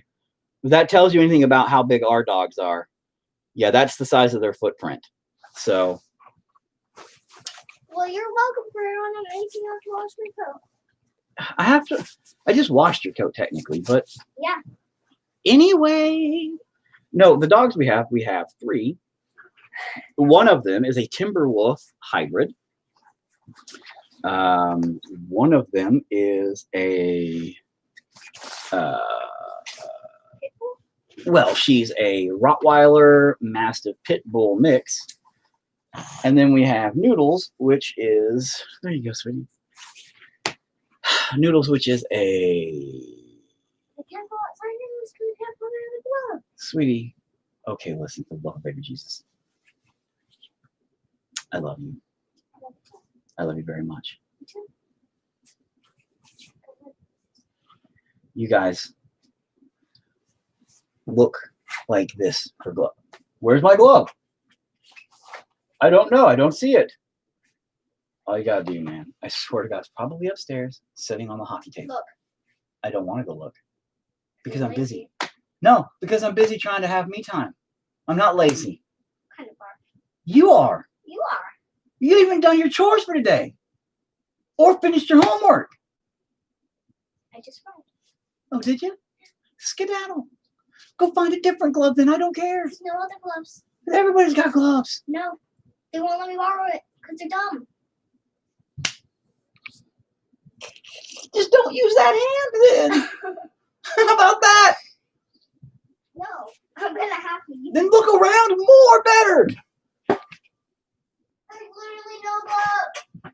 I'm just gonna do rocking back and forth for a while until this all quits. I swear to God, I just want to paint a little bit and get it done. Do something on it today. I swore to everybody yesterday, I'm like, oh, I'm gonna get something done tomorrow. No, I'm not. I'm not gonna get anything done ever because I spend 45 minutes talking about some important social justice problem, blah, blah, blah. And then the next 45 minutes with my kids, like, I can't find the cheese. I can't find the glove. I can't find my house. You're in the house. I can't find it. Like, because you're in it. You're literally in it. Well, I can't find it. You don't need to find it. You live inside of it. Did you move things? Did you try to find a glove? No, because it's not there. But anyway, yeah, we have big dogs. Big dogs. Our dogs' feet are the size of your dogs. My wife wanted a guard dog, so we got my Rottweiler Brindle Pit Mastiff mix named Chainsaw Face, and she is trained as a guard dog. She's a fantastic dog, one of the best tempered dogs. Like, her temperament is fantastic with us. But if she doesn't know you, she will rip your fucking face off. You know? Like, tear your face off. And then Spartacus, the Timberwolf, is scared of fucking everything. Like, he is literally just, oh my God, scared of everything. Timid as shit. And then Noodles, the Black Lab, Black Shepherd mix. I don't know. She's a tryhard. I don't know. Chainsaw Face. Yeah. My Rottweiler Brindle Pit Mastiff mix is named Chainsaw Face. It's applicable. She's the guard dog. And, you know, I wanted to name one of my kids Chainsaw Face, but no, that wasn't supposed to happen, I guess. women and all, right? They're like, you're not naming them chainsaw face. I'm like, what the fuck, man? Think of how epic that would be. It'd be pretty epic. Taking a role, you know. Channing, okay. Chamberlain, Chainsaw face. That'd be epic. Think of how cool that would be. Nobody'd fuck with that kid. You know. And thanks for saying father, the most underrated superheroes. Man, no, I just yell at him all the time. Like, what the fuck? God, look, leave me alone. God damn it. That's just my job. My job is just to yell a lot. I swear to God. I think our neighbors probably just, I mean, my wife works for the police. So the neighbors, even if they called the police, my wife would just be like, God damn it. Husband, stop yelling at the kids all the time. I'd be like, okay. I'm just kidding. I don't yell at them that much. You've heard me. I'm just like, oh, did you look? Oh, God, look again. I swear to God, every time I go up there, they're like, I can't find it. I can't find it. I will go directly to the thing, pick it up and go, oh, this? And they're like, well, I didn't see that. No shit. Anyway, I had a Doberman pinscher that was 105 pounds and he wouldn't hurt a fly. Yeah. Falling everywhere, and I can't get off the gate. Noodles keeps following you and you can't get out the gate. Yeah. So tell Noodles to get back. I haven't. She's like, oh, Get the rake and hold it towards her face. I haven't. But she's still knocking back. Oh my God. Then don't go outside. Wait, go play Fortnite for 30 more minutes. And then I will take you outside. For the love of Jesus. Can you guys not give me peace and quiet? Those stupid dogs. Just give me peace and quiet. Please. Please? Did I put this on for nothing? Yes. Yeah, you put that on for nothing. You can literally take off a coat and a glove. I don't have just a coat and a glove. I'm sorry, a coat, a glove, a sock, and some pants. No. 2 shirts. 3 shirts. Jesus Christ. Yeah. Well, it is like Snowmageddon out there. Oh, maybe next time, yell a lot. You should be in a band. I am in a band. That was sarcasm, wasn't it? I am the vocalist in a band. Best band that ever is. We just don't do anything anymore because we're on hiatus and our bassist died. And that doesn't help. But anyway. Now let me get these pants did. Jesus. Maybe I can do something here today before 2 fucking hours go by and I've done nothing at all day.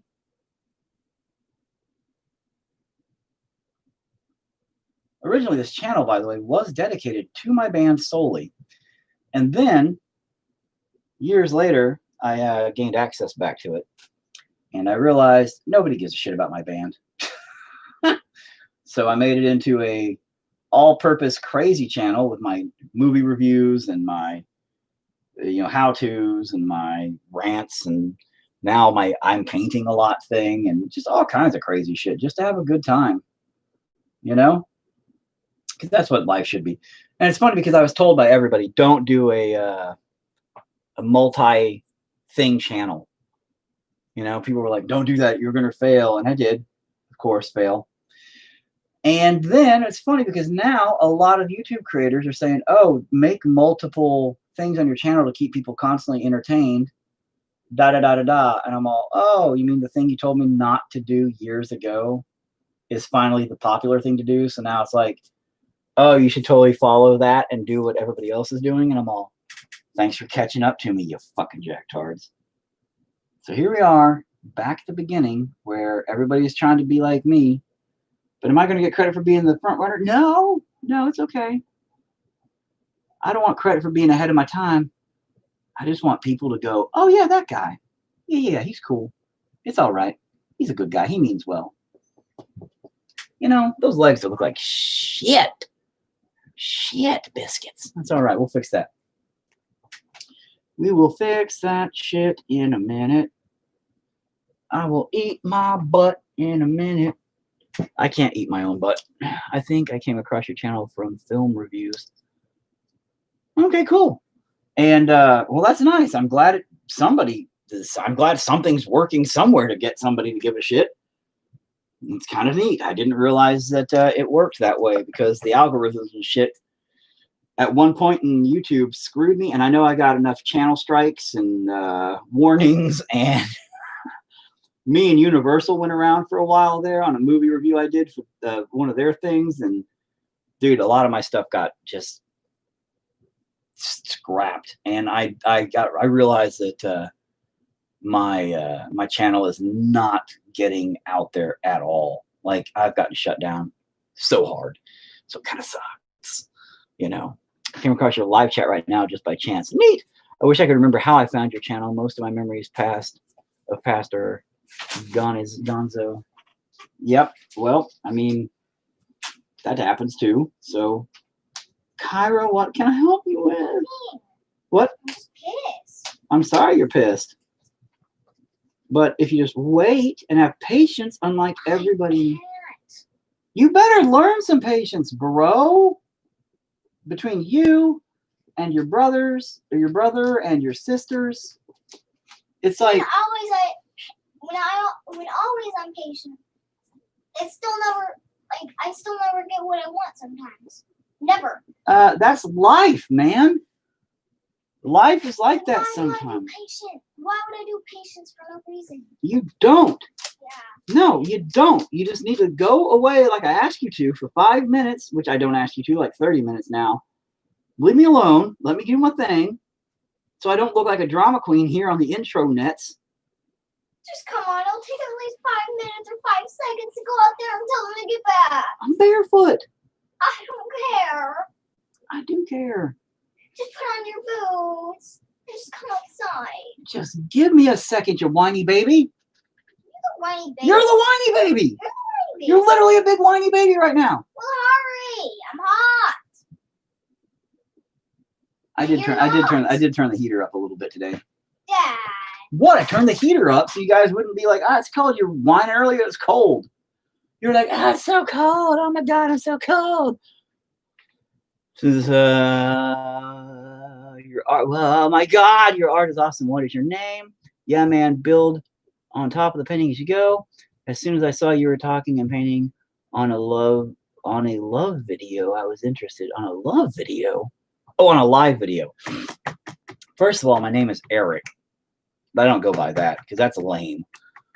And my name is Four, which is my stage name because I actually was in a band. I'm still in a band, God in a Machine, which is the industrial band, metal industrial, short history. In mid-1990s, 1994, I started the band in my youth as a way to get an outlet, and it was more poetry over weird sounding stuff.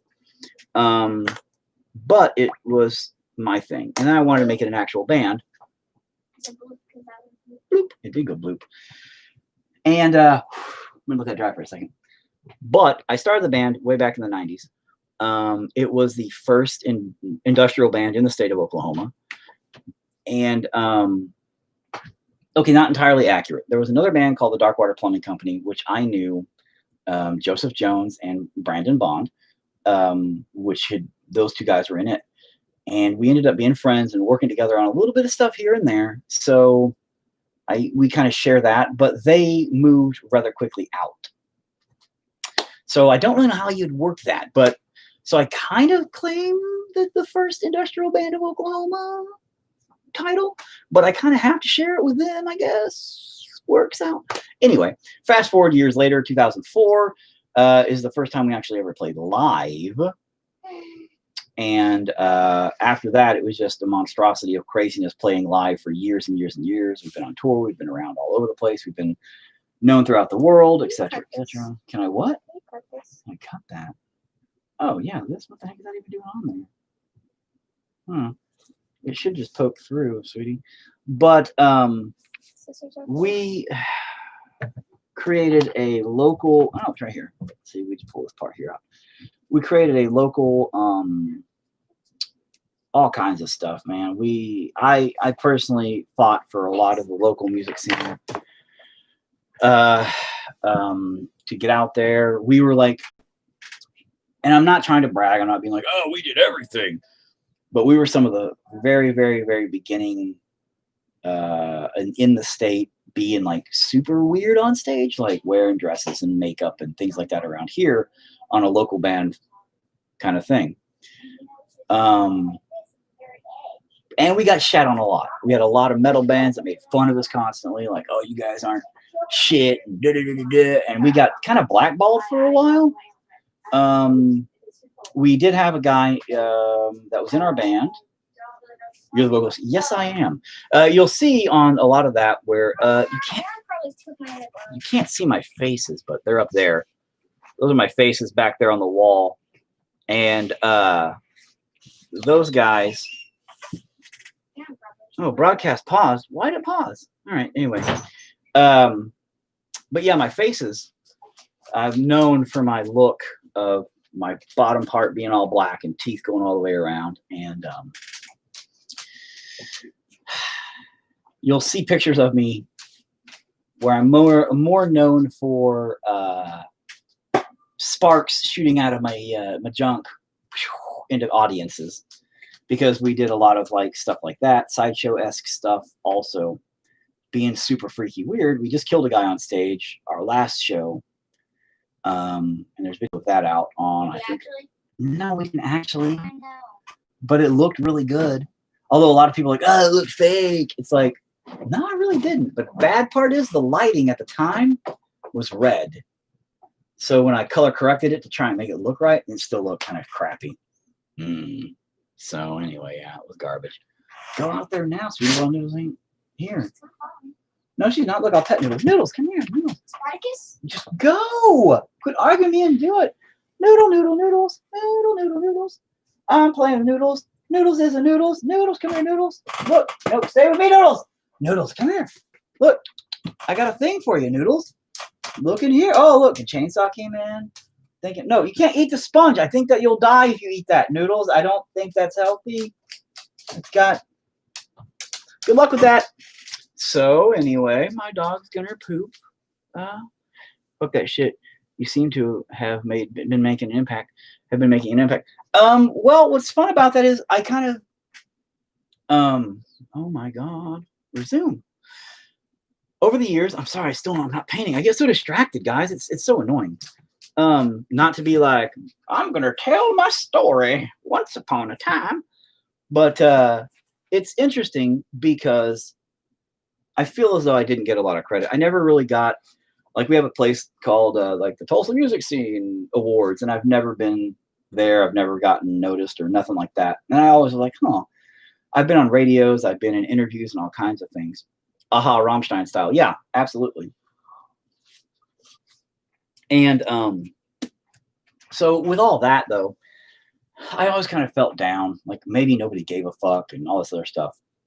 But there was a show or two that I've had where people, there's one show where a dude literally was bawling his eyes out to me, gave me a hug, because we have a song called Shit Goat. And the whole song about Shit Goat is just where, even if it's not your fault, you're blamed for it. So, ah ha ha ha, blame me, I'm a piece of shit, is the chorus. I deserve it, is the chorus. And it's just talking about you march on, taking all the blame, and it's basically you just carry the burden anyway. And but this dude was like, man, I just got a divorce, and she left me, and I know it's my fault. I'm a piece of shit, and all this stuff. And I was like, oh, thanks, man. Sorry it's happened to you, bro. And we've had quite a few incidences like that. And there was a few bands that have, back in the day, were like, hey, you inspired me to make music and start a band. And I'm like, oh my God, thanks so much. And those moments honestly have kept me alive at points. There's a few local bands now that blew my fucking mind with the shit they've told me. We had one here that, and they're more dressed up. They're more flamboyantly like on stage with face makeup now and trying to be more stage theatrical. And when we met, one of the bands, we had like Less Than Human and the Voodoo Dolls here, bands like that are the younger generation coming out and doing a lot more theatrical stuff. But one of them was like, you know, without you, we wouldn't be able to do what we do.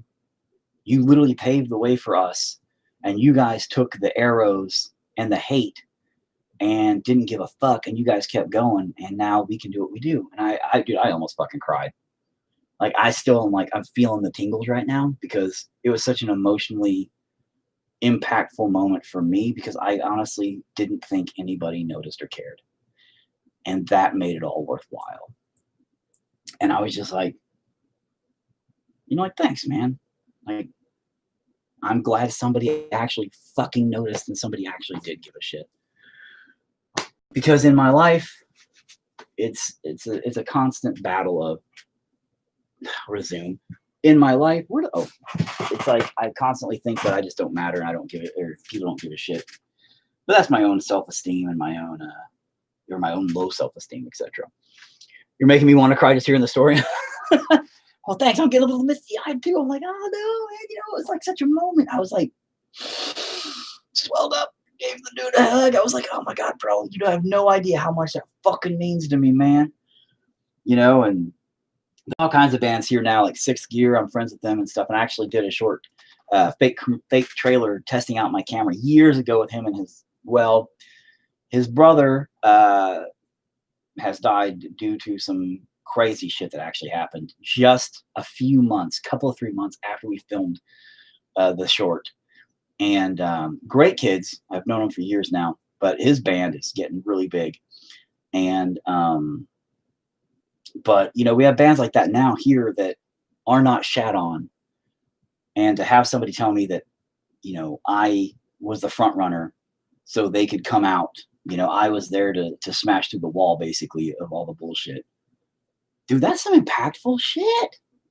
Yeah, I totally understand what you're saying there. Yeah, that's some impactful shit, you know? And it's just, you can't, I don't know. It's just it means so much to hear that when for your whole life you really questioned if anybody even really noticed. But that's kind of those things where it's like, I guess over the 20 years now of playing, well, we did it in 2004 is when we started playing live. So it's been, what, 16 years, I guess? Almost, no, 16, it's 2021 almost. So almost 17 years. So we're getting close to 20 years. The silent majority, nah, dude, you matter. One of your live streams inspired me to start doing physical art again, not just digital. Neat. Well, see, I'm glad. Thank you very much, man.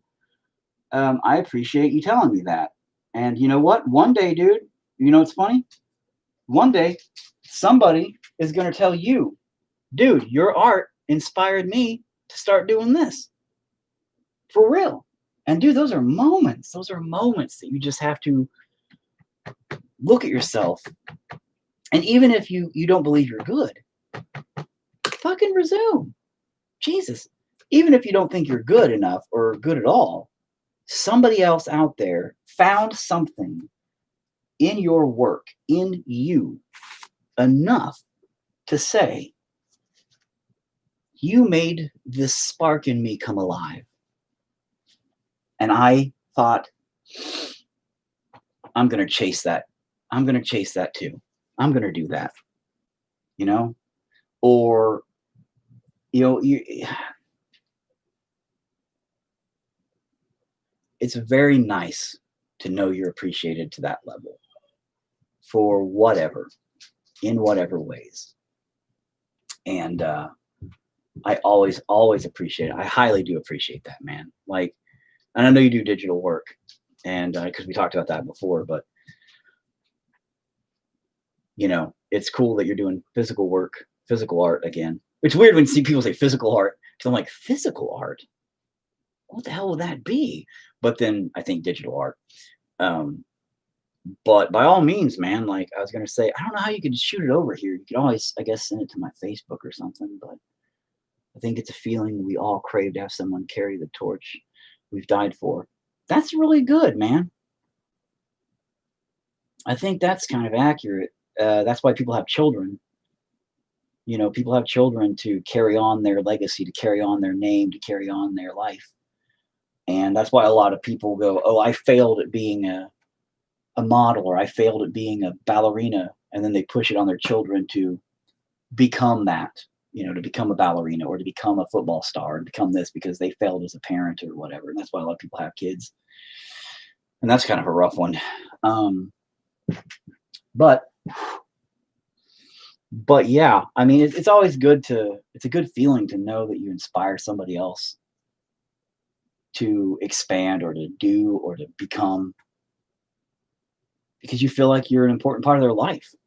You feel like you've touched them to some degree, hopefully not illegally.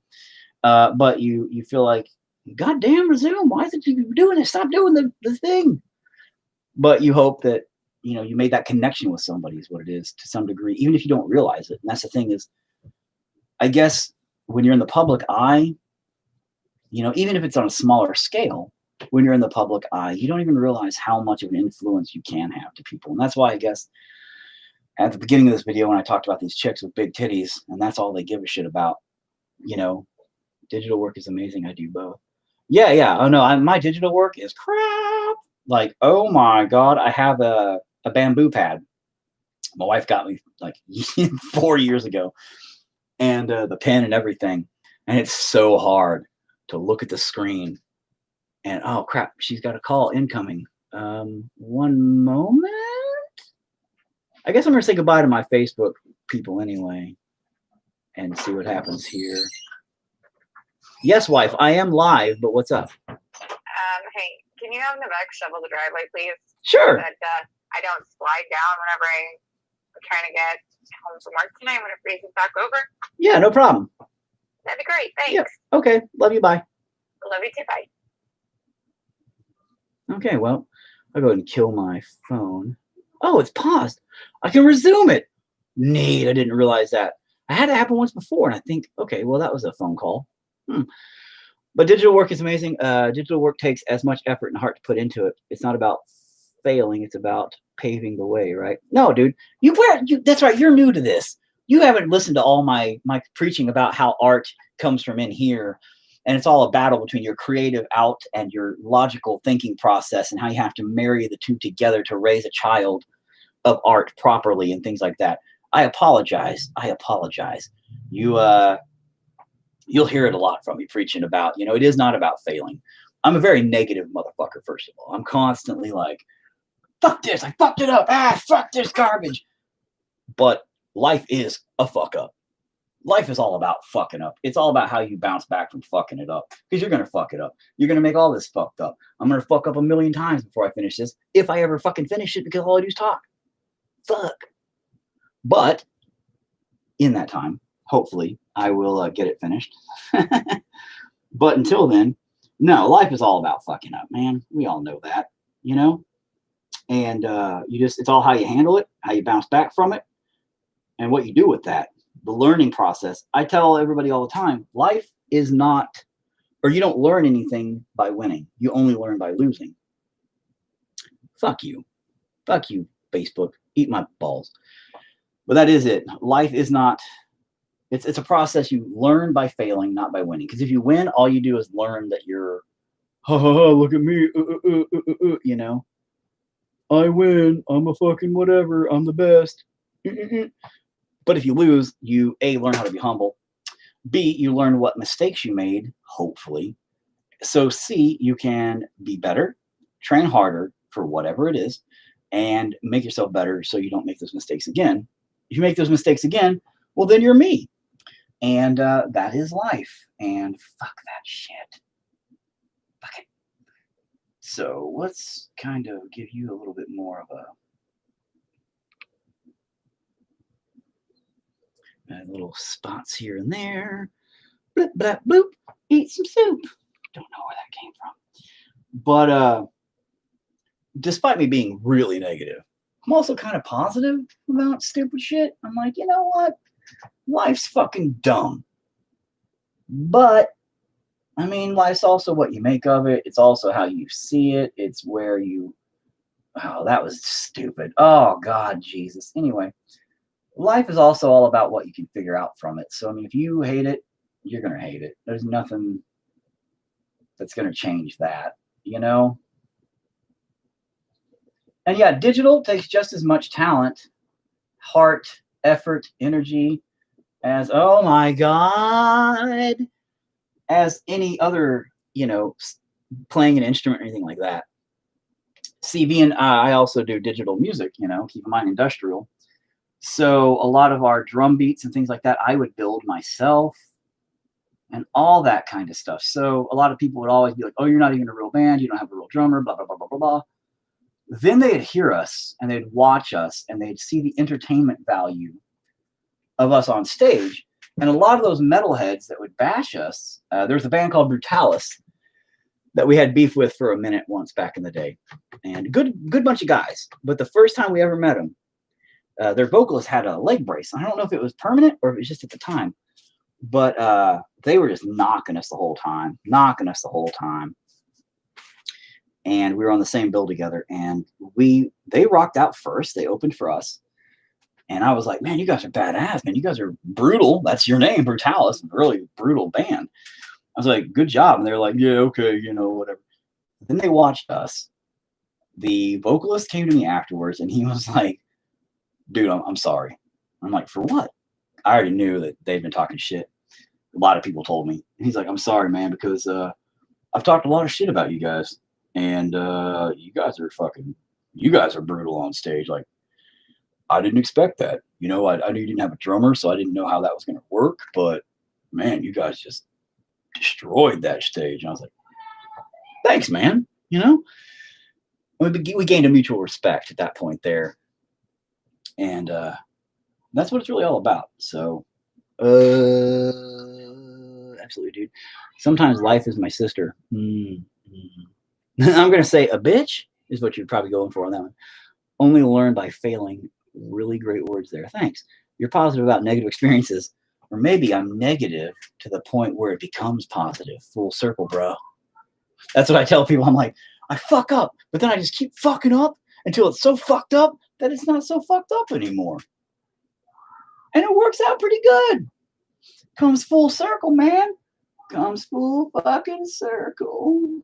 Let's just add that nice little, oh, here we go. We're going to just bring this bad boy fucking thing out. Now we're actually going to get to actually detailing this thing so it looks good for once. And I'm starting on the little person. Although I'm almost done. It's almost been 2 hours, so I'm about to quit. But I've had a great time talking to everybody today. Thank you very much, everybody, for tuning in and turning up and actually chatting with me about everything. It's been a good one. We've had a good conversation. Sorry we didn't get more done painting-wise. Jeez, I would like to actually finish this at some point. Should I make that come out? Nah, I should probably leave it on the back. Dude, I got tired of extremely talented bands just doing nothing new, Oh, no, I do know. Yeah. I got a friend of mine, no names. Dude is one of the most talented musicians in this state, hands down. Okay? I mean, this dude is... My beard's godly. This dude's talent is godly. Talent is godly. And this is... I say this is the equivalent of the art thing. Okay? You can be talented, and you can have the methods, and you can have the skill all day long, but if you do not have the soul behind it, what the fuck is the point? It was more about them trying to prove they were good rather than just like doing something new and fun. Exactly. My band has always been about fun. Fuck it. I have fucked up lyrics on stage to the point where I sing the word teacups in place of shit. Actually, we have a song. We didn't have a second half. We didn't have a second half of the song. So instead, I sang "My Milkshake Brings All the Boys to the Yard." This is in front of one of the biggest venues in the state. Hundreds and hundreds and hundreds of people. This place is packed out that night. It was great. And I got them all to sing along with me. It was great. Well, I got them to sing along on the chorus part, or the actual song's chorus part, which is great. But I have that clip up somewhere too. Fun times. But when I'm walking around going jiggle, jiggle, jiggle, how can you resist these boobies? Right? Well, apparently everybody can because I'm not famous. But this buddy of mine, fucking super talented. Super fucking talented. skilled. I mean, he can hear something and just replay it. Like he can hear something once and play it perfect. It's amazing. But he can't make up his own stuff. He just cannot make up his own stuff. It's weird. And when he plays, he's so concentrated, he doesn't move. He's so focused, you know? Talent, skill, technique. I mean, best in the state, hands down. I would bet my life on it. But it's just like he can't create his own, you know? And then you have on the opposite scale of that, people, and I'm not saying like me, but people like me who are better than that. No, people like me who I have no skill, I have no legitimate talent, no training at all. I go usually solely off of creative process. I don't know what the fuck I'm doing. I just make shit and I'm like, fuck it. Whee! I've never sculpted anything in my life. Like, shit, where's something? Oh, God damn it, I have nothing.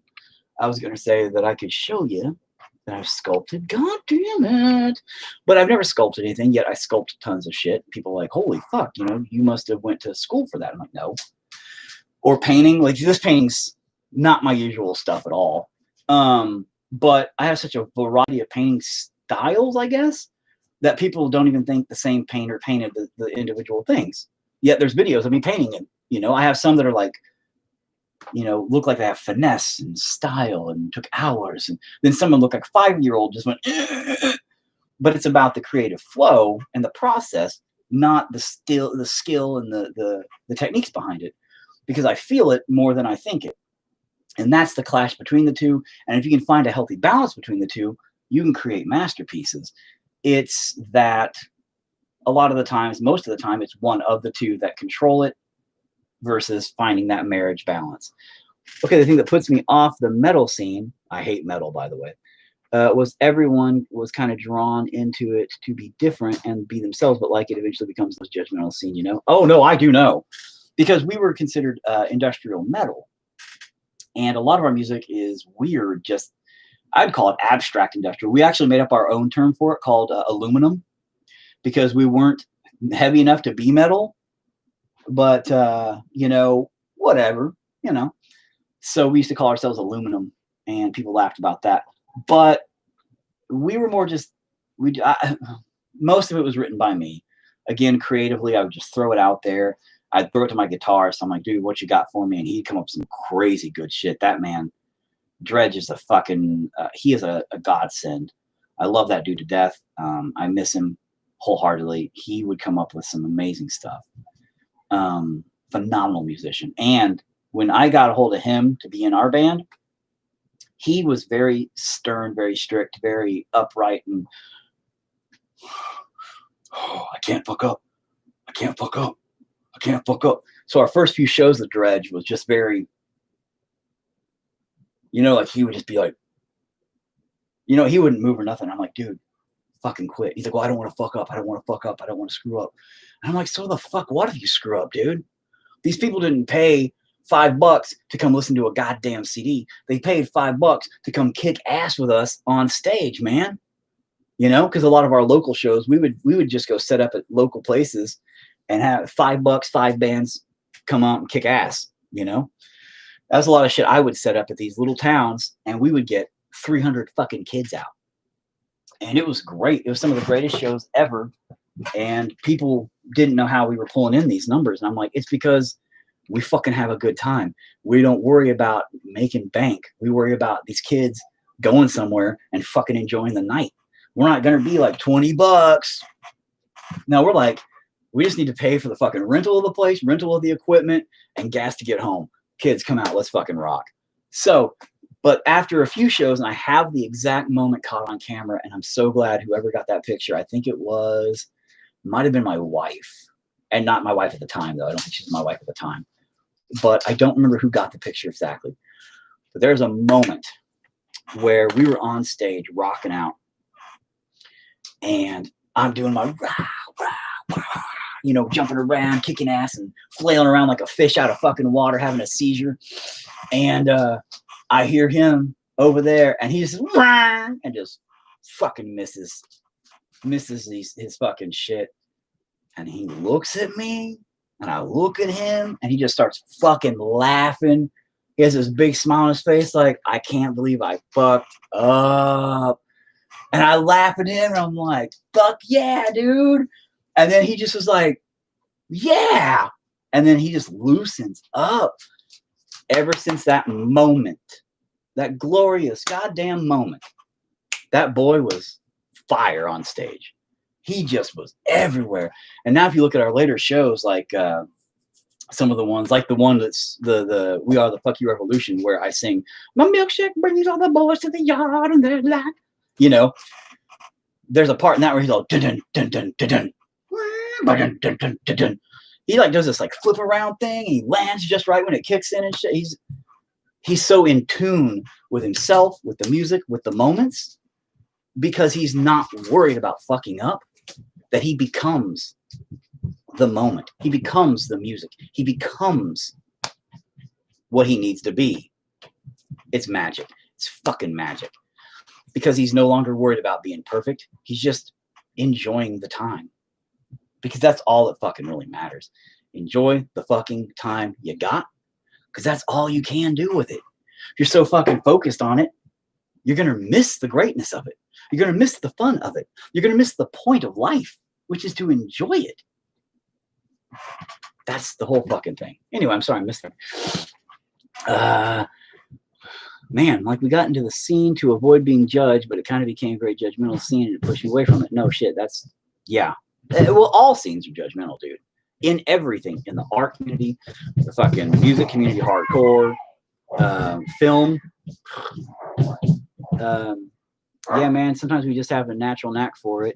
Imperfections make perfect. Yes, it makes us perfect. And I think imperfection is perfection. It sounds so awesome. No, that's the thing is, like I used to say, if these kids wanted to pay $5 to come to a show, they're not paying $5 to come listen to a goddamn CD and watch you do this. They're coming to see it live. The presentation is visual, not audible. Yes, audible is that part. It's 50% of why they're there. The other 50% comes from the eyeballs.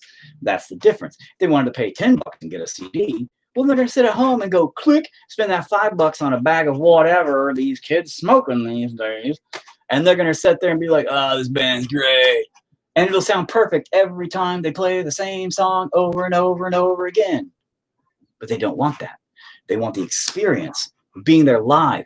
We used to have what we called stage raids, which is really dangerous and really terrible, where we would have the whole crowd come up on stage with us. We'd have all these kids, these punk-ass kids, and we'd all just get basically the mosh pit on fucking stage with our equipment, which was dangerous as fucking dumb as shit. But we didn't think about that.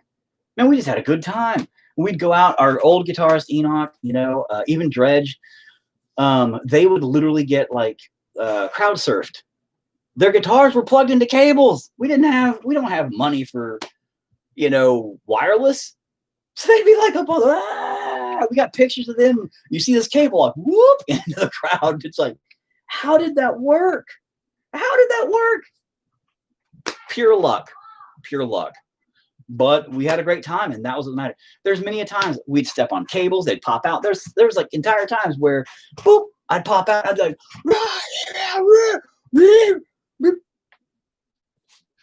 you know, and we would do shit like that because that's the entertainment factor that these people want to see when they come to a show. They don't want to see the perfection. They want to see the fuck-ups. They want to see the funny shit. They want to see the stage show, the entertaining value that's there. That's the point. And that's part of life. That's why people tune into live shit, to talk and to chat and to watch the funny, weird shit. Not just see, you could go to my fucking, is lame. It's just Instagram/GodYT because I lost access to my original God machine because I forgot my password. It's lame. I only have like 54 people and I only have like 7 fucking posts because I'm lazy. And, but you could go there or whatever and see this post in a couple of days when it's done and be like, oh, okay, oops. But you don't get to see stupid shit like that happen. You know? That's exactly my frame of mind when I was in my bands. Yeah. I'm told the Grateful Dead are better live than on CD. Aren't they actually dead though now? They're old. I think Gary Garcia, isn't he in the Grateful Dead? He was a hippie. He was the fat, hairy hippie, right? Yeah, I think so. He has like an ice cream. Anyway, I actually love that people got into it. Exactly. The same can be said with the art scene too. And yes, that is the thing when it comes to art, film, music, anything creative. If you feel it and you connect with it, and you can connect with the people and they connect with it, it's a whole different goddamn experience than just, well, I see what the artist was attempting here. They used the Picasso technique to recreate the design work of pretentiousness. Pretentious conversation, acting like I'm smarter than you. And I will be on a yacht later drinking the biggest fucking brandy that's 18 years old. Blah. Shut the fuck up. Enjoy it. Say, hey, look, there's some kind of spider thing. It's gonna eat that fucking stupid kid. There's a dead guy over there. Oh, fuck me. This is like stupid shit. Okay. Have a good time with it. We can take a photo if we want art to look real, or we can see an artist's interpretation. Exactly. Fascinating. I've never really known why people go to concerts, because I thought it was supposed to be the same as CDs. It's all about the charm, the passion. Exactly. And I don't know if you're being sarcastic about that. I never really knew why people go to concerts, because you thought it was supposed to be like the same as CDs. But here's the deal. I think differently by a long shot than a lot of these other artists, musicians, and people, because a lot of them become jaded. A lot of them become self-centered, and a lot of them become attention craving, not like my sarcastic jerk ass, but in the sense of they demand levels of gratification and gratitude from everybody around them. And believe me, I've met them.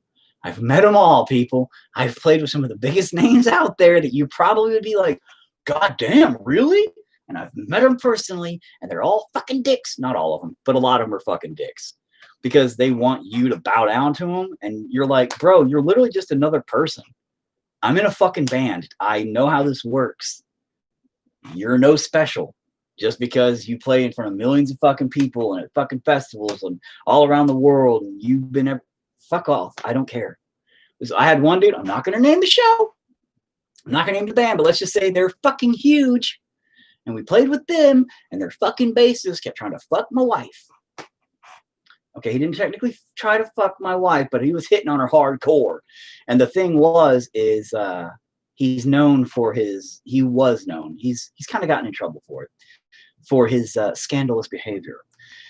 And he was hitting on my wife and trying to get her to give him the attention. And she was like, no, I'm good. My husband's in that band.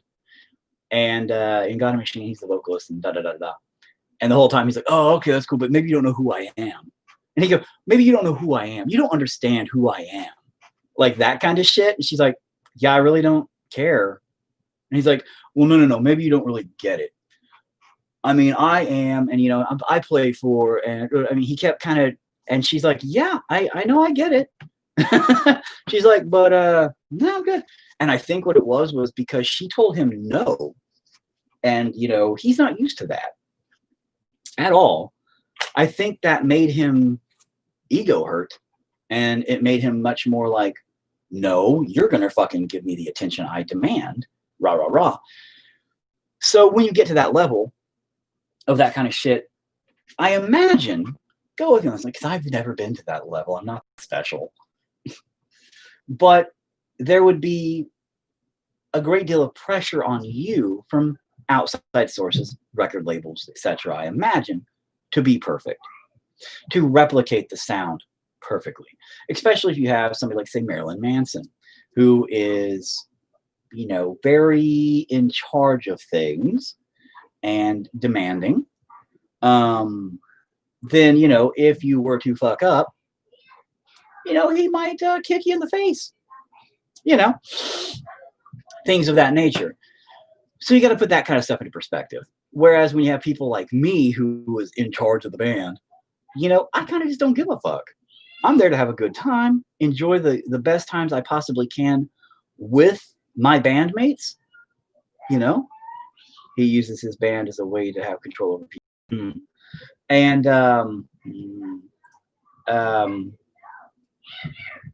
I know one of his bandmates. That is not me name dropping, because I'm not name dropping. We actually, my wife and I just talk about this because she had a political debate with him. One of his ex-bandmates, I should say. And it was hilarious because he's under an assumed name on my Facebook friends. The real deal, though, it really is him. And nobody knew it was him. So the argument went really hardcore for a while. This was a couple of 3 years back, but it was funny as fuck because everybody was like knocking him and bashing and being like, "Oh, you're a fucking idiot," and da da da da. And I know these people, like a lot of the people that were saying that shit in person, that if they knew who he was, they would have been like, "Oh, absolutely, dude, you're right, 100%." They'd have been sucking his nuts, you know, just in hopes he'd pay attention to him. In the end, I was like, bro, next time you're ever out and about, if you come to our state, you're more than welcome to. We'll make you dinner, man. Come to our house, and I want to hear this in person. You and her just go at it, because it would be just an all-nighter argument. It'd be funny as fuck. But yeah, just a shitty person in general. And you know, his dad just died recently. Manson's dad just died recently. And things like that. And he started taking a horrible turn for the worse at that point, from what I am to understand. But it's funny to me, they're used to people blowing all the smoke up their asses. So when their balloon pops, their mind deflates a bit and reminds them they're nothing special, which they don't like. Exactly. 100%, dude. That is the kicker. Because when they do encounter people like me, who's fucking brutally honest, and I don't give a fuck about them being famous, and I treat them like I would treat another local band, you know? Yeah, and it is, again, the same with the art scene and the film scenes. It is.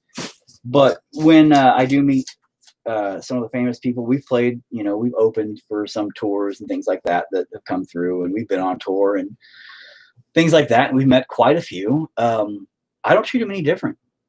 You know, we're in the green room, and they're walking around. Some of them, not all of them, some of them are really cool. I've met some really good guys, especially a lot of the, well, it's a half and half mix on some of the older industrial guys that really pioneered the scene in the late 80s, early 90s stuff.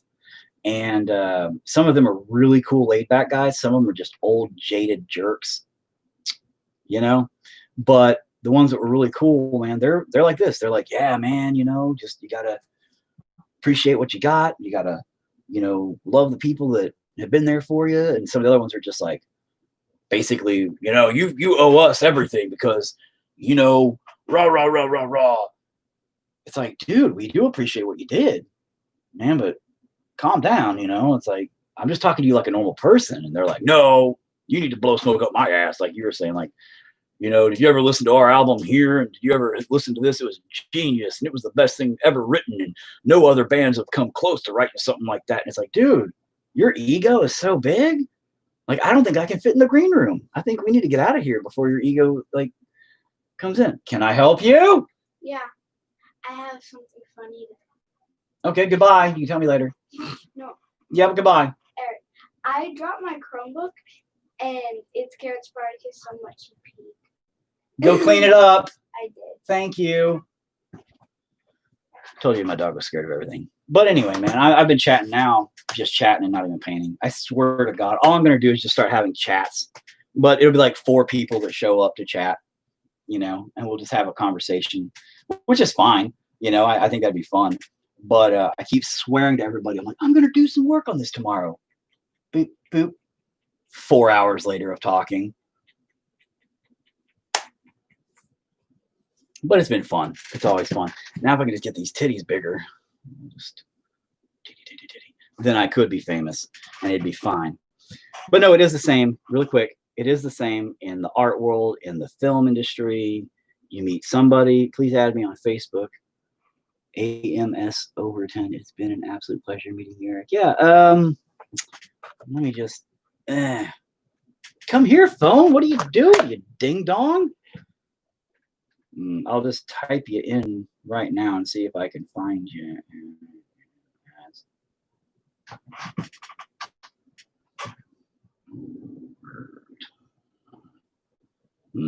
Okay, search. 2 mutual friends So I'm assuming it says Zombie Sector 9. Is that correct? I'll try to here again. The art is coming together well, dude. Well, you know, kind of, not really, but it's all right. This is not my normal stuff. My normal stuff's way different, a little bit more darker. And actually, I do a lot of other weirdo stuff, but thanks. I do appreciate it. And I'll click add or something. Creative art director, animator, graphic designer, and composer. And Frank Henenlotter and Rob Cease. And Frank Henenlotter's the man, by the way. That guy. Okay. Add. And you'll see a baby and a shark, because baby shark do. I'm gonna make a trailer, a trailer about a baby shark hybrid. And it's gonna be called Baby Shark, the movie. And it's gonna be a terrible short film or short trailer, fake trailer, and it's just gonna be, you know, a baby with a shark head, and it kills its mom and dad, and that's really it. It'll be stupid. Anyway, but thanks again, everybody, for tuning in and watching me literally paint 2 tiny pieces of shit things. I literally painted like, oh, I put a little person right here, didn't even do a good job finishing them, and then I kind of did a little more here to clear that up. That's what I did today. Wow, I've got to stop talking. Oh my God. Now I'm going to go eat and find my daughter her cheese and a glove. Maybe I'll just make a glove out of cheese, and there we're done. Oh, you met Frank. Nice, nice. I wouldn't mind meeting him. I think it'd be a fun experience. Yes, he seems like he'd be a really nice guy. Basket Case fan from way back. Obviously, it is a... I don't want to just sit here and talk all day, but dude, Basket Case is always one of my favorite movies. 2 and 3 were good too. Bad Biology, I'm not a big fan of his recent stuff. No, not another horror shark film. It's just going to be the fake trailer. I make fake trailers a lot, just to make funny, stupid stuff that's not ever going to really be there. But Frank Henenlotter's films, all of them, the couple that he really has, because unfortunately took that huge break from existence, which is sad, because I think if he would have kept making films, dude, it's just his work compilation, the work he has done, fantastic. And but the Bad Biology, with it using CGI and stuff, I really feel as though this is just my opinion. This goes on to like film reviews, and at one point I will get to them. I will. Thank you. You have fun with, I guess, your family. Don't have kids, bro. But with Frank Henenlotter's new one, I wish he would have used just real, like, puppeteer stuff, like back in the day kind of thing. That's it. And so anyway, everybody, I don't know. I need a good ending. I need to start doing a good ending. Like, thanks for tuning in, and don't forget to eat your peas and stuff like that. Loved Bad Biology, but didn't feel like a Frank film. That's really it. I would say that's what I would say, because the CGI stuff, I own it, of course. It's up there with the rest of them, all lined up. But it was just this weird, I don't know. The actress in Basket Case died recently. Yeah.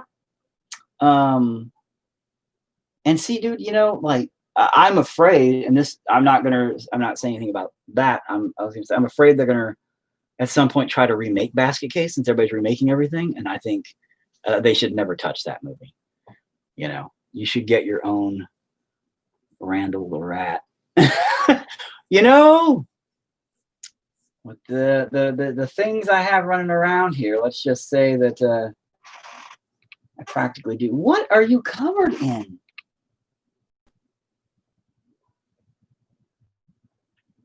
Okay, maybe that's... Anyway, yeah, goodbye, everybody. I'll Blue Envelope Media, too. I'll have to, if you subscribe, dude, I'll come back and subscribe to you here in a minute. But thanks, everybody, for watching. I gotta see what my dog's covered in. It looks like vomit, or maybe diarrhea. My life never fucking ends, people. It never ends. I'm bad at farewells, too. So watch this. My dog's covered in poop.